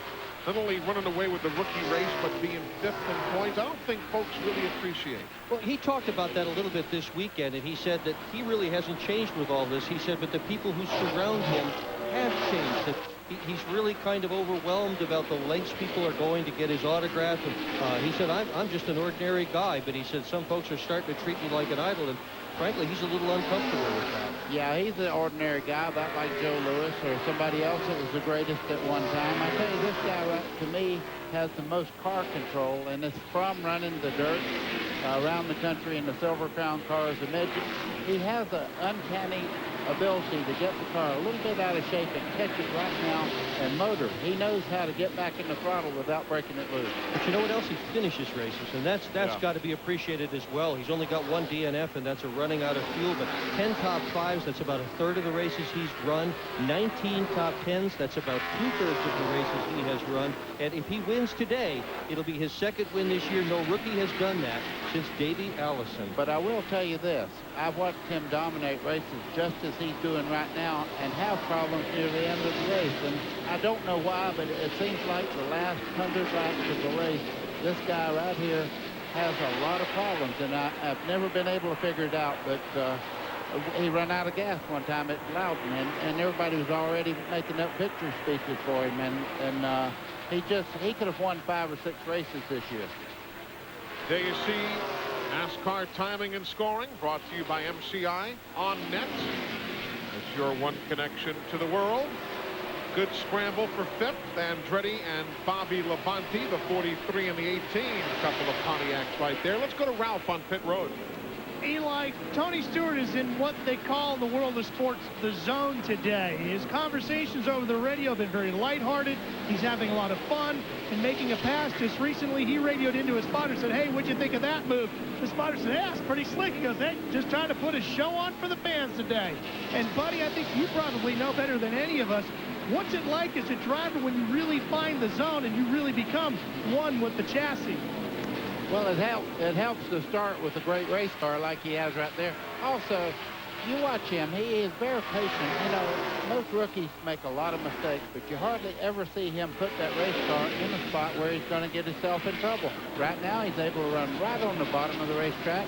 These guys don't want to go another lap down, but there's not much they can do about it because he is very patient. He'll work on these guys, and then he'll motor right by them off the corners. He's just absolutely in a zone right now. His reaction, eye-to-hand coordination is perfect. And this guy, I mean, you go through that time when you're absolutely on top of your game. That's the 22nd place runner, car 42, Joe Nemechek, who just went a lap down. You see Andretti and Labonte, 5th and 6th, working in and around the number 9. That is Stacy Compton in that number 9 Cartoon Network car. Came over from the RC Cola Dodge in the NASCAR Craftsman Truck Series. Maybe going back there as well. They don't have a sponsor for that number 9 car. He told me yesterday that if they don't get a sponsor, he's going right back to truck racing because he's got a terrific deal there. Finished every truck race this year.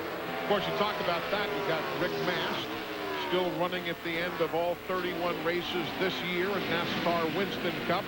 You know the last drivers to be running at the end of every race in a single season? A couple of times it's happened. Cale Earnhardt. Nope, not really. Cale did it in 1977 when he drove for Junior Johnson. And then Dale Earnhardt, 1997. Indeed right. 32 races. He was running at the finish in 1997. What a battle for 5th and 6th right now. John Andretti on the outside in the 43 and Bobby Labonte on the inside. They've been side by side for a couple of laps now. Finally, it looks like Bobby's going to get a good run off the corner there. But these guys, they were fighting like it was the last 10 laps out there. But Glenn, I think the 43, Andretti just kind of gave way a little bit there. Yeah, Eli, his car has, you know, I told you earlier on they had been fighting a loose condition all race. Well, they kept tightening it up. And now, guess what? Uh-oh. Yeah, they got it too tight. So dreaded push. He's fighting a little bit of a push. So I don't know, buddy, which is worse, loose or push? Well, I will tell you, when you're loose, you can get back in the throttle a little bit. When you're pushing, you have to back off. So I would take a little bit of loose condition over a pushing condition anytime. Good explanation from Buddy Baker, a Hall of Famer. The lead is still Tony Stewart's in car 20. He goes around Darrell Waltrip, putting him a lap away. Or better music. Man, I love them, I tell you. They are super. There's Tony Stewart. He's got a 2.5 seconds on Mark Martin. And now 5.8 seconds on Ricky Rudd. Let's take you back through the field. You saw the leader. The 33 is Kenny Schrader. He finds himself in 21st spot. He has just gone a lap down. The 66, Darrell Waltrip, he's 2 laps down in 29th place. Keep tabs on your favorite. There's 2nd place Mark Martin. He's 1.5 seconds behind the leader, Tony Stewart. Then you pan back to Rusty Wallace. He right now is in 30th. 2 laps down. Not been a vintage day for Rusty with extensive stay on pit road. Ted Musgrave is in the 75. He's in 31st position. Also a couple of laps down to Tony Stewart, the race leader.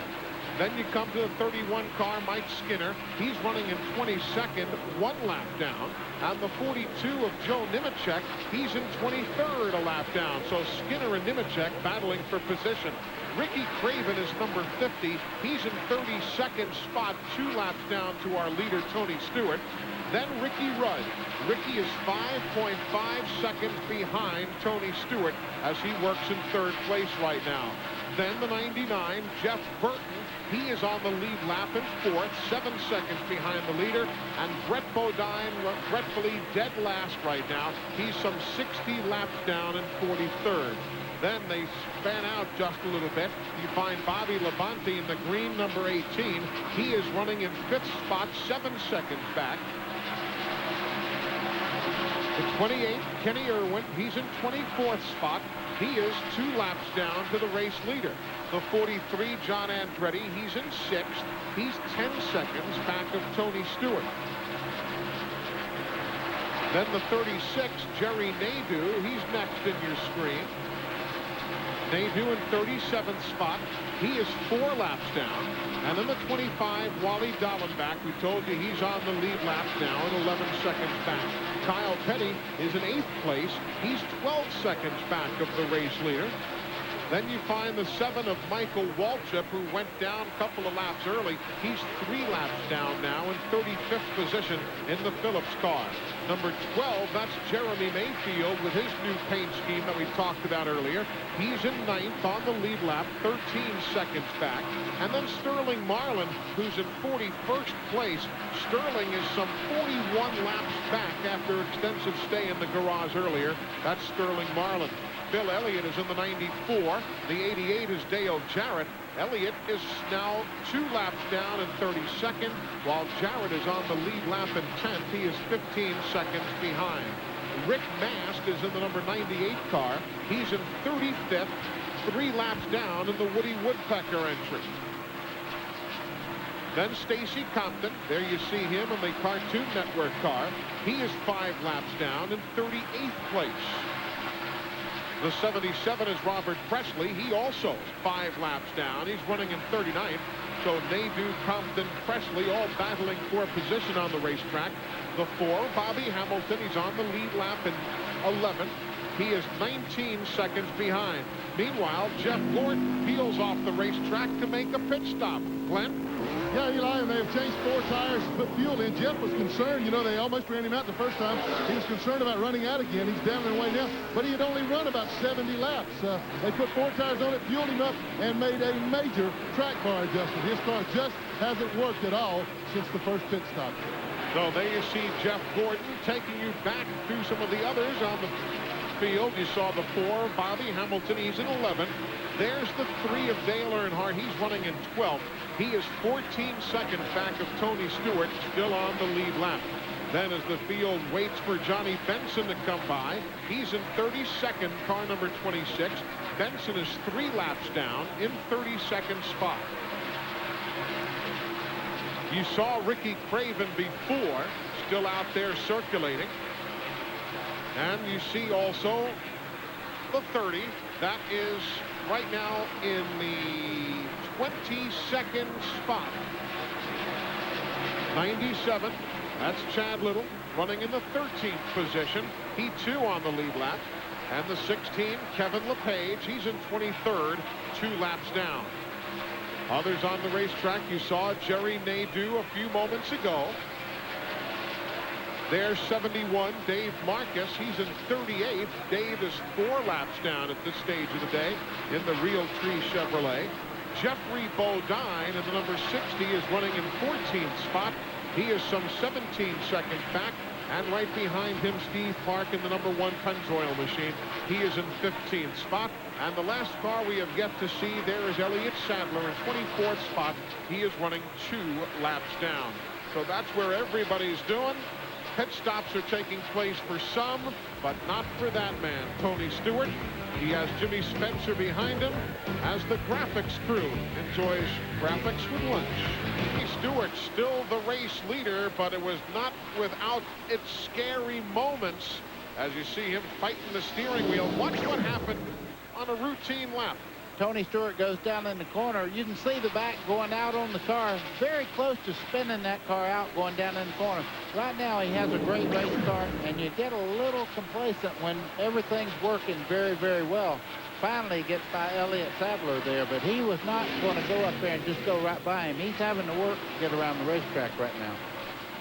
So Tony Stewart continues as the leader. Dale Earnhardt is in, Ralph, in 11th spot. 4 tires and fuel. They pull the front fender out a little bit, Eli, as they make some adjustments in the 17.6 second stop. They're still trying to get that 3 car handling properly. The hood was just up on Jeremy Mayfield. You saw him take his helmet off there, I believe. Yep, you see it being hung up. The day is done for the Mobil 1 team. Oh, heartbreaker right there. Here comes Mike Skinner. He's running in 12th spot right now. Lap number 264. Bobby Hamilton is also in. These are routine stops, and no one will have any problem going from here to the finish. We're at lap 264 of 312, so it's an easy run on a fuel fill from here. Look at that chassis adjustment. Elliott Sadler is also in the pits. This is Bobby Hamilton in the pits. You see him changing the left sides right now. Already changed right. So he makes his stop and returns to the wars. They're pushing Mayfield's car to the garage. Here comes Bobby Labonte now off the racetrack. There's the Interstate Batteries machine, lap 266. He'll make his stop, and Ralph, Bobby's 7th as he peels off the track. Eli, they're all set and ready to go with Bobby Labonte's crew up on the wall, all set to go. They count them in, 3, 2, 1, stop on the sign. They say, and around to the right side goes the crew as they go to work on the 18 machine. No one chassis change to the right rear. And they'll work on the left side now and send Bobby Labonte back out. So just some minor adjustments to the chassis setup to get this car to work a little bit better, and away they go, Glenn. All right, we're here with Ricky Rudd. We've moved up here. Michael McSwain has brought him in. He was waiting until Bobby Labonte pitted. When he did, he told Ricky to come on in. They talked about 2 tires and 4 tires, but it looks like they're going to do 4. Yes, indeed. They're around to the left side now. That was a little too long to try to stretch it. A little bit of trouble on the right side. This is going to be a little bit of a costly pit stop. Rudd is down and away. 21.2 seconds, Ralph. Here's Tony Stewart about to come in now, Glenn, as they count him in as well. Tony said they could free this car up just a little bit, but not much. So they talked about making some different adjustments to the car. Doesn't look like they had at one point talked about making a track bar adjustment. Doesn't look like they're going to do that. Maybe just a slight air pressure adjustment, and that will be it. The 20 car, Steve, 17.0. Ralph, Dale Jarrett is in. He's been complaining of being a little bit tight on this last set of tires. Right side tires are already on. Left side tires are on. Good spot for Dale Jarrett. 16.1 seconds. Mark Martin's in right behind him. They're making a chassis adjustments to the right rear of the number 6 Ford Taurus of Mark Martin. Right side tires are on. Gasoline goes in. And left side tires as well for Mark Martin. The leader is John Andretti, but here he comes off the racetrack now. There's Andretti, who takes the lead at lap 269, but he will come into pit at lap 270. All of this under green, as has been the story today. Only 2 very brief caution periods. Back to Ralph. Just waiting for John Andretti to bring the 43 in. P8 comes around the corner, dives into his pit stall, and the crew goes to work on it. He revs the engine. Tire changes to the right side. Looks like maybe just a 2-tire stop and 1 can of gas. A 9.6 second stop, Eli. Just right side tires and 1 can of gas. And they told him to take it easy on those right side tires now. So the king and Robbie Loomis said, let's do it. Let's go for the win. Roll the dice and see what happens. So everything's cycling around now. The only man who has not yet pitted is Jimmy Spencer, and he will take over the lead at lap 271. So Jimmy Spencer takes over the lead at lap 271, and that's only the 5th time this year that Jimmy has led. He led at Atlanta, Pocono, Sears Point, and Darlington. And now with that move across the stripe, Jimmy Spencer leads here at Phoenix International Raceway. But you know what? It's the 4th time in a row he's led here at Phoenix. Spencer's another guy that's real good on these racetracks that are flat, slippery, hard to handle. Doing a good job today. Take a look at something else that happened on the racetrack. We showed you Tony Stewart's problem or near problems there. Watch it. Oh, he man. and Derek, he and Chad Little. Yeah, he don't need to be bending that sheet metal up. I tell you, that will, you can knock a fender in like that and it'd rub a tire, and he would lose that great race car. He don't need to be bumping these other cars. So Jimmy Spencer shows the way as we continue at Phoenix. This way, Jimmy Spencer was leading when we broke away for a couple of moments, but on those old tires, Tony finally had a chance to move on by because Spencer had the old tires, and Stewart, of course, had made the pit stop for new Goodyears. And that's how the lead effortlessly changed hands. How did that car good in the center part of the corner? It looks like everybody else has got the brakes on when he gets back in the throttle. Now again, remember, Andretti with right side tires. The others went all the way around. That's why the disparity in pit stop times.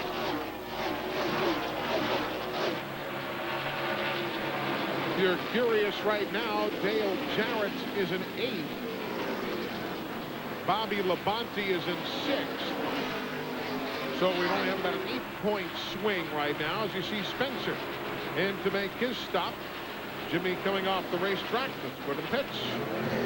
Yeah, Eli, Jimmy is only going to take 2 tires, right side tires. And the only reason they're doing that, it takes about the same amount of time to put the right side tires on as it does to put a can of fuel in. He is down and away in 10.1 seconds. Pretty good pit stop, but he's still going to lose a lot of track position. It'll definitely move him out of the top 10. Of course, we're only 29 miles from the finish, so Have to wait and see whether he can get anything going with just that two-tire change. Same gamble that John Andretti's team made a short while ago. We're at lap 281 of 312.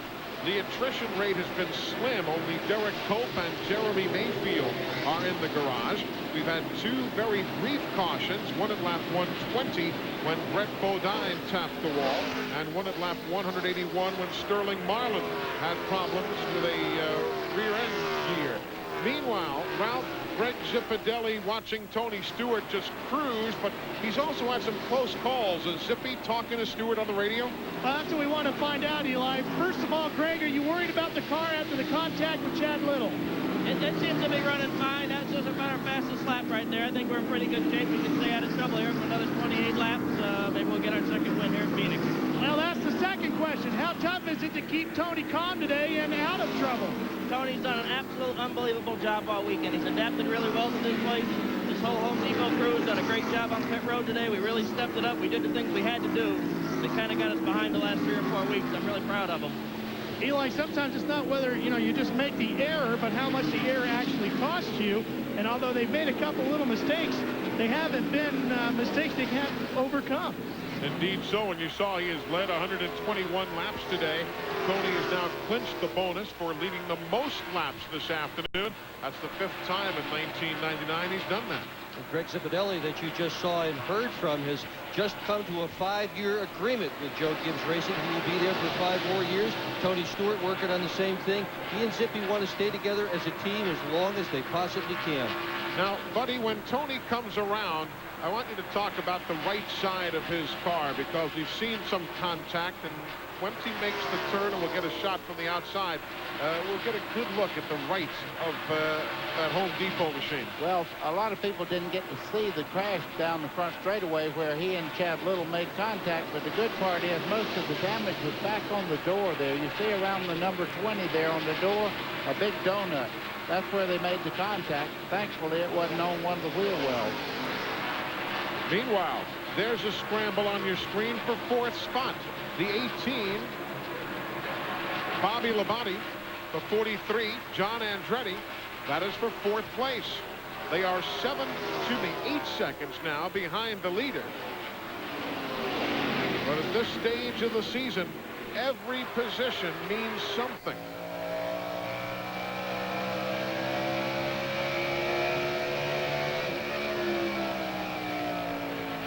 For the people that are home, biting their fingernails, wanting to know where Dale Jarrett is, he's in 7th right now. As this battle goes on here, you see Bobby Labonte going right on by him. One thing we are virtually assured of is that the championship certainly will not wrap up here and is not a mere formality.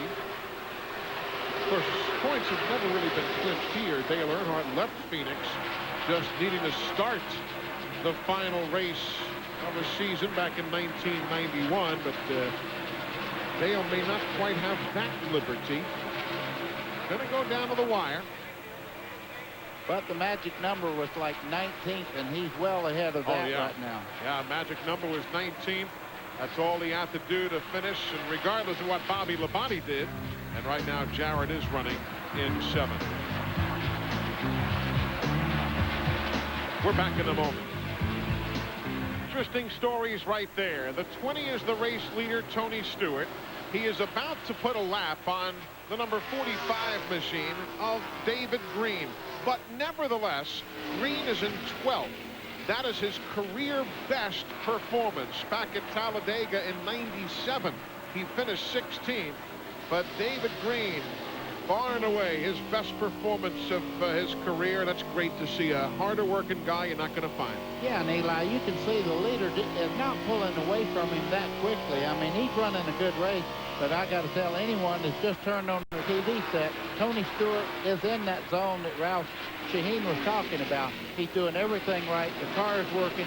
It's got great straightaway speed, and I don't see him getting beat right now unless he makes some kind of little mistake right near the end here, because that's a great car and it's great driving. As you see, just 16 laps to go. 5th place, still a good one.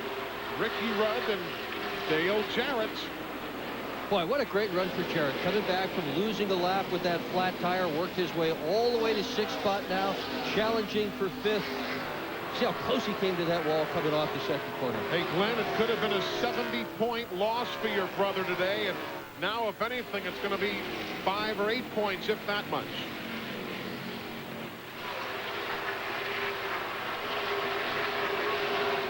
So that's what the Jarrett family is busy calculating. Lap 297 of 312.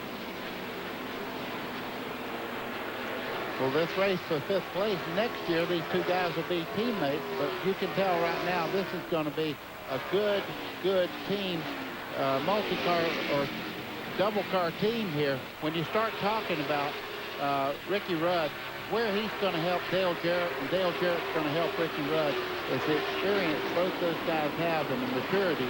They're going to help each other on tests. They're going to make the teams even better than they are right now. And that's scary to the people that run the 88 and the 28 next year. Of course, Ricky Rudd still hoping to extend that streak of his to 17 years in a row with at least one victory. If it doesn't happen today, he's got the flat track at Homestead, Florida next week. And then Atlanta, where with Yates' power, you never know. He does have a victory in Atlanta in his career, but the opportunities are down to just another couple, it seems, because today he's not likely to make up 11 seconds and grab a victory. They have one little caution and the whole world changes. That's Anything true. can happen in racing. Yeah, and remember 95. Everybody thought, oh, he's not going to do it. Can't possibly happen until he came here. And this was next to the last race in 95 when Ricky Rudd won. If things remain as is and Tony Stewart wins, it would also keep that streak alive of not seeing guys in the top 10 win here at Phoenix, because Tony started in the 11th spot today, and he said in the pre-race show, no guarantees here, because the top 10 has not yielded the success here that it has at other racetracks.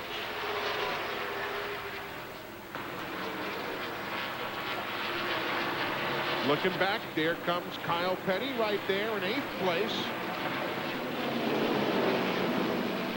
Only had a couple of top 10s in 1998. And this would be his 8th top 10 for Kyle this year. Matter of fact, he picks up another spot. He matches best of the year. He's had about 3 7th place finishes, now running an 8th.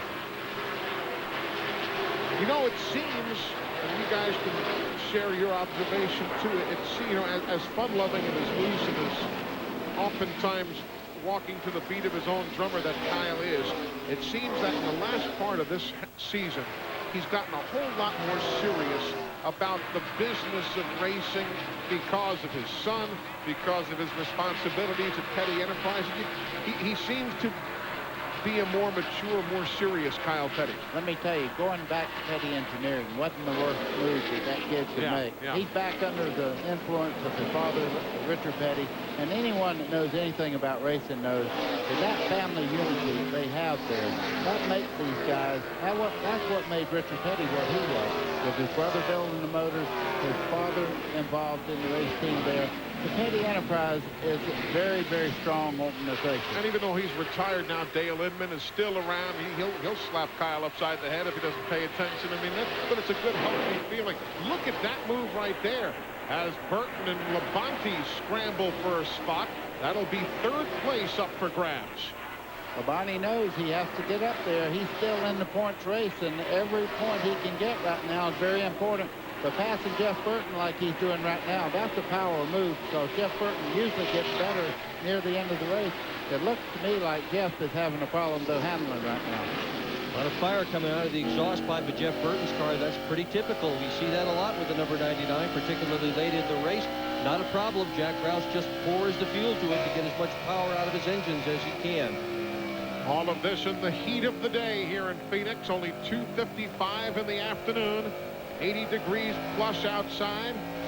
But with the intermittent cloud cover, the track has never really gotten unmanageable here today. Yeah, but the sun's popped back out again, and you know some of the cars that were a little more dominant have fun, and the racetrack gets hot and slick. Tony Stewart not being one of them, though. Yeah. Nothing has affected him today. I mean, whether it's hot, whether it's cool, whether it's cloudy, whether it's sunshine, I mean, nothing has taken that Home Depot machine off its rail. And it kind of started that way when they unloaded that race car. They did their practice lap, took it in, made some changes, and went right back to where they were before they changed anything on the car, and that's the way they timed it.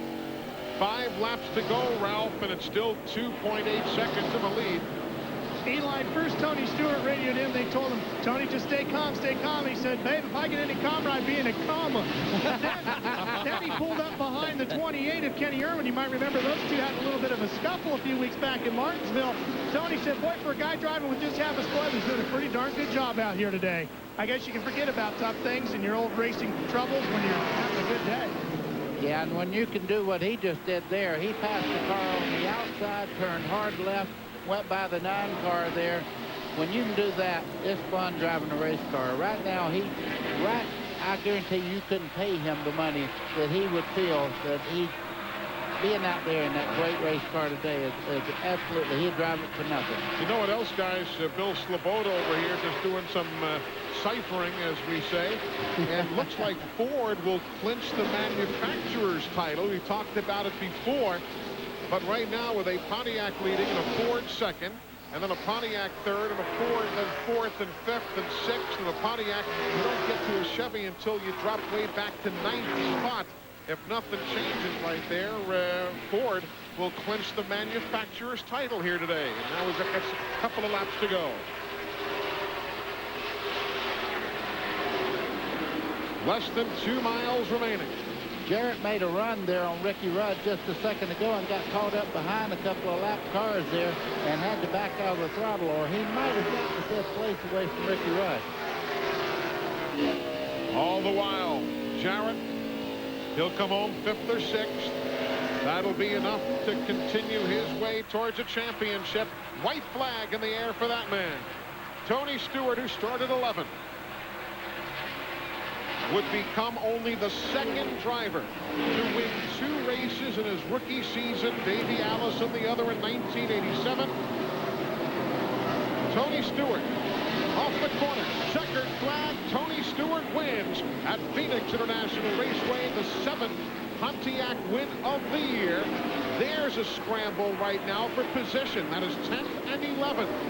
Gordon and Earnhardt. That is for position into turns 3 and 4. For 10th place. Gordon puts a slide job on him. Earnhardt turned down under him. Gordon hangs on, grabs the position. 10th for Gordon, 11th for Earnhardt. But Tony Stewart is the winner. His 11th top 5 of the year and his 20th top 10 finish of 1999. Yes, sir, you did it. We're back with victory. Has that man won for the 2nd time in his rookie season? He has unofficially moved into 4th place in NASCAR Winston Cup points. Let's go to victory lane. And Tony Stewart unbuckles all the seat belts and everything else. The helmet jumps up here for a little celebration. Going to destroy the top of the race car, but he didn't get me with the Gatorade. Congratulations, Tony Stewart. What a great race car and what a magnificent job you did in that great race car. Wasn't me today. It was my pit crew. I mean, they got us out on that last stop and took a 2.5 lead and turned it into a 3-second lead. So it gave me the comfort to go ahead and run where I needed to run. Well, Tony, you've had some laps on this racetrack. Did that come into play? Did that help? You looked like you were good right from the get-go. Sure didn't hurt anything. I mean, I've run so many cars here. I know every ounce of this racetrack as far as, you know, whatever the car's doing, how to make it change its handling. So, you know, we had a really good car today, and it wasn't off very far, and we just got to enjoy the ride today. Now, we heard some of the conversation that you were having with Greg on the radio there, and you seemed to be in a pretty good mood all day long. You kind of knew you had the car to do the job, didn't you? Yeah, we've needed to get in a good mood again. We've had a rough last 3 races, so, you know, I was in a good mood all weekend. I mean, this is just one of those places that's magic to me, and, you know, for some reason, we just always run good here.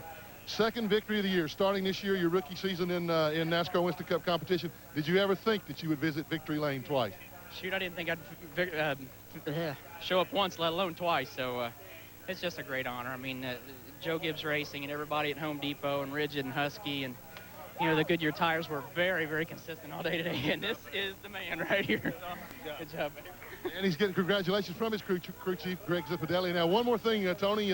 By our count, that moved you back into 4th place in the NASCAR Winston Cup point standings. Another awesome show for a guy in his rookie year. That's good. I got people calling me every week wanting me to kick Joe Gordon's rear end, so I'm glad I can hold up my end of the deal finally.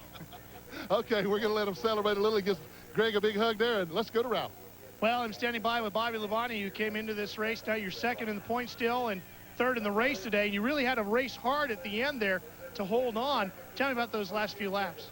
Well, we made an adjustment on our Interstate Pontiac to get it better on a short run. We weren't quite that good there on a short run for a while, but we got better as it went. And then we made that adjustment, and we caught past the 43 car, which he got 2 tires to pass Jeff Burton there at the end with about 10 to go. And I mean, it was just, it was hard racing right there at the end. We knew we had 40 laps to go and didn't really care about anything after the checker flag. Wasn't trying to save anything.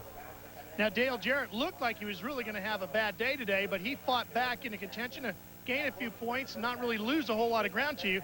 Tell me the mental mode as you end up going into Homestead with him finishing 6th today. Well, you know, the way it was is that he had to finish, you know, if he finished 43rd, we won, led the most laps, we were like 90-some odd points behind. It really didn't matter because I didn't know if I could lead all the laps, and I knew he wasn't going to finish last. So we had a good run for our Interstate Pontiac, and you know, I guess we just get to go to Homestead and say, well, we got a mathematical chance, but it's pretty much over. So, but hey, we had a great run today. That's the key. We don't usually run good here. Mathematical chances, still a chance, Eli. It is, but right now the word is that Jarrett needs to finish only 31st or better in the remaining 2 races, regardless of